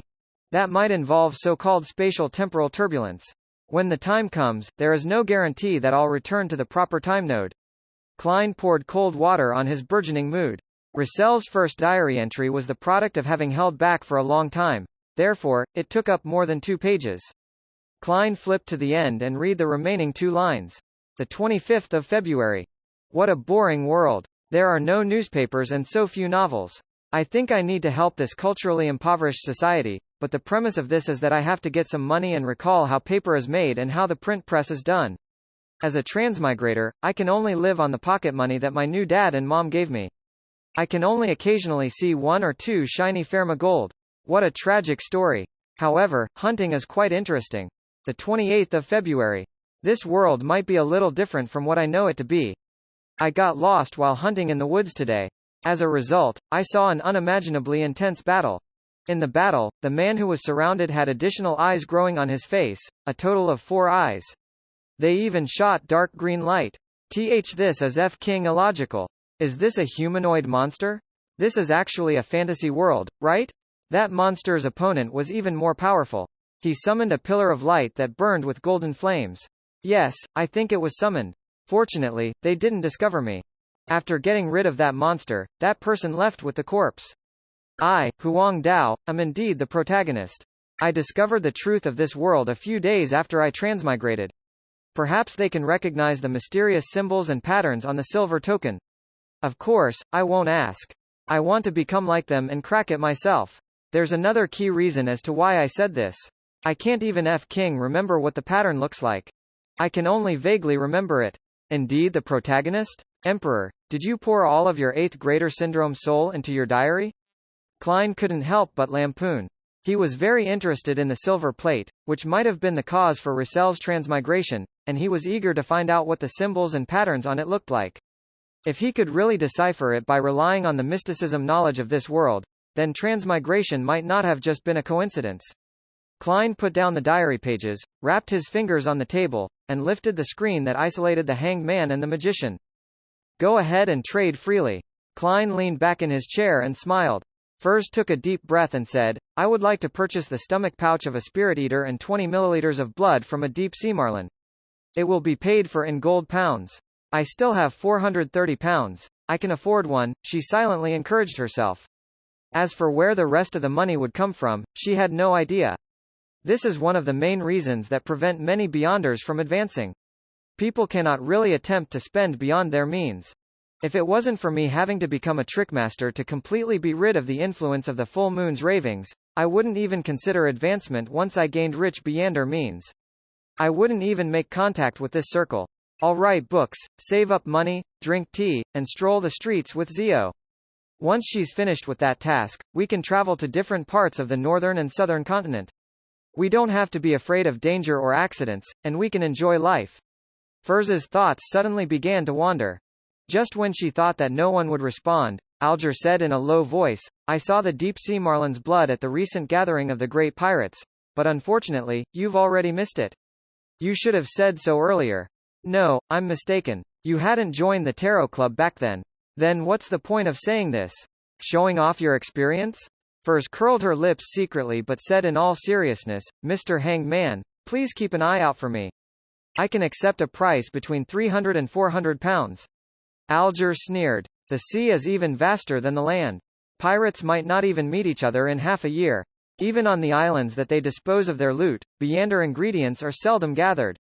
Only big cities like Backland, Trier, St. Millom, and Fainapotter can have many ingredients gathered together.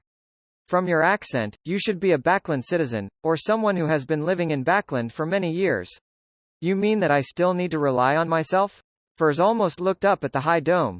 At this point, Derek said, I know roughly where a few spirit eaters are active. But I don't need the gold pounds you people talk about. Ellipsis.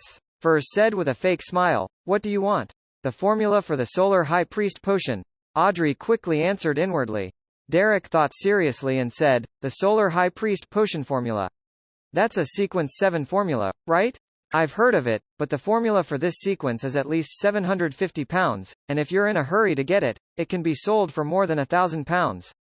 Furthermore, the stomach bag of a spirit eater and blood of a deep sea marlin do not exceed 400 pounds each. They're only worth 300 pounds most of the time.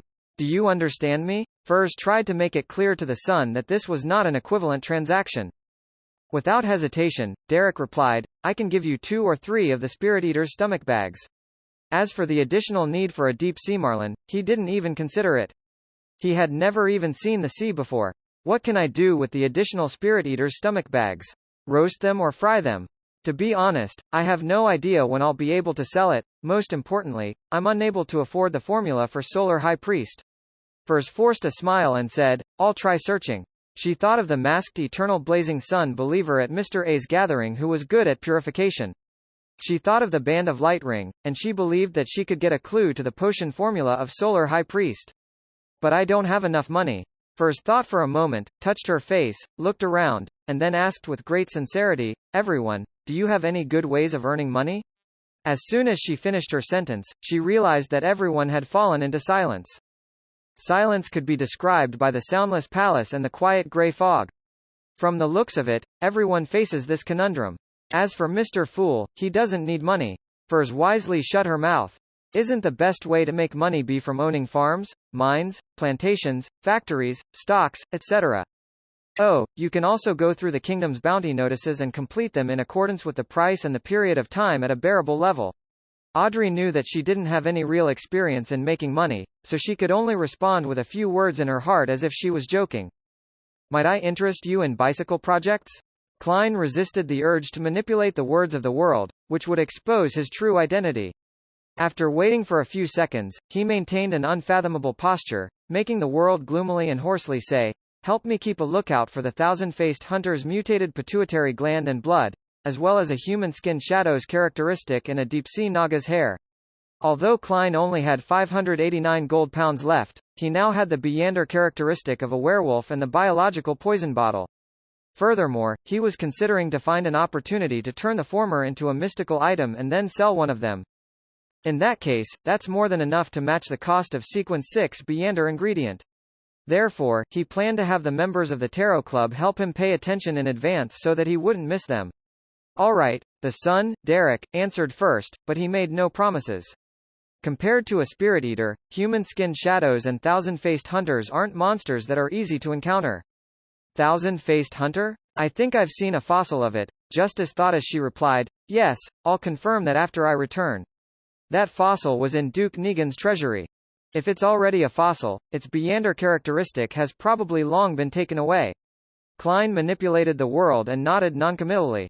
After a moment of silence, Alger said, "Help me keep an eye out on a person who was involved in the disappearance of the colonial slaves that was mentioned before.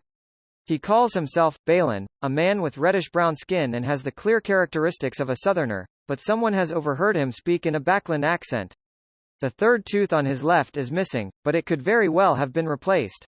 In addition, there's nothing special about him, and his height is also quite average. If you can find traces of him, there will be no problem with the reward at all, with it being at least 100 pounds or something of equal value. Even divination can't be completed with such a description, let alone carrying out a search for the person in the real world." Klein looked around and said, "Continue with your free exchange." Ellipsis. At the end of the tarot gathering, Derek returned to the real world and found himself in the dark, cramped room. He sat on the ground cautiously for a few seconds, but he didn't discover any unusual changes. He was finally able to let out a sigh of relief. Remembering that Mr. Hanged Man had advised him to talk more with the former exploratory team's captain, Derek walked over to the corresponding metal wall, bent his fingers, and tapped on it. Talk, talk. He completed his signal, but there was no response even after a long time. Did he fall asleep? Or was he taken to the six-member council? Derek wondered while looking at the dull metal wall. At this moment, an elderly and fleeting voice came from the bed behind him. "Are you looking for me?"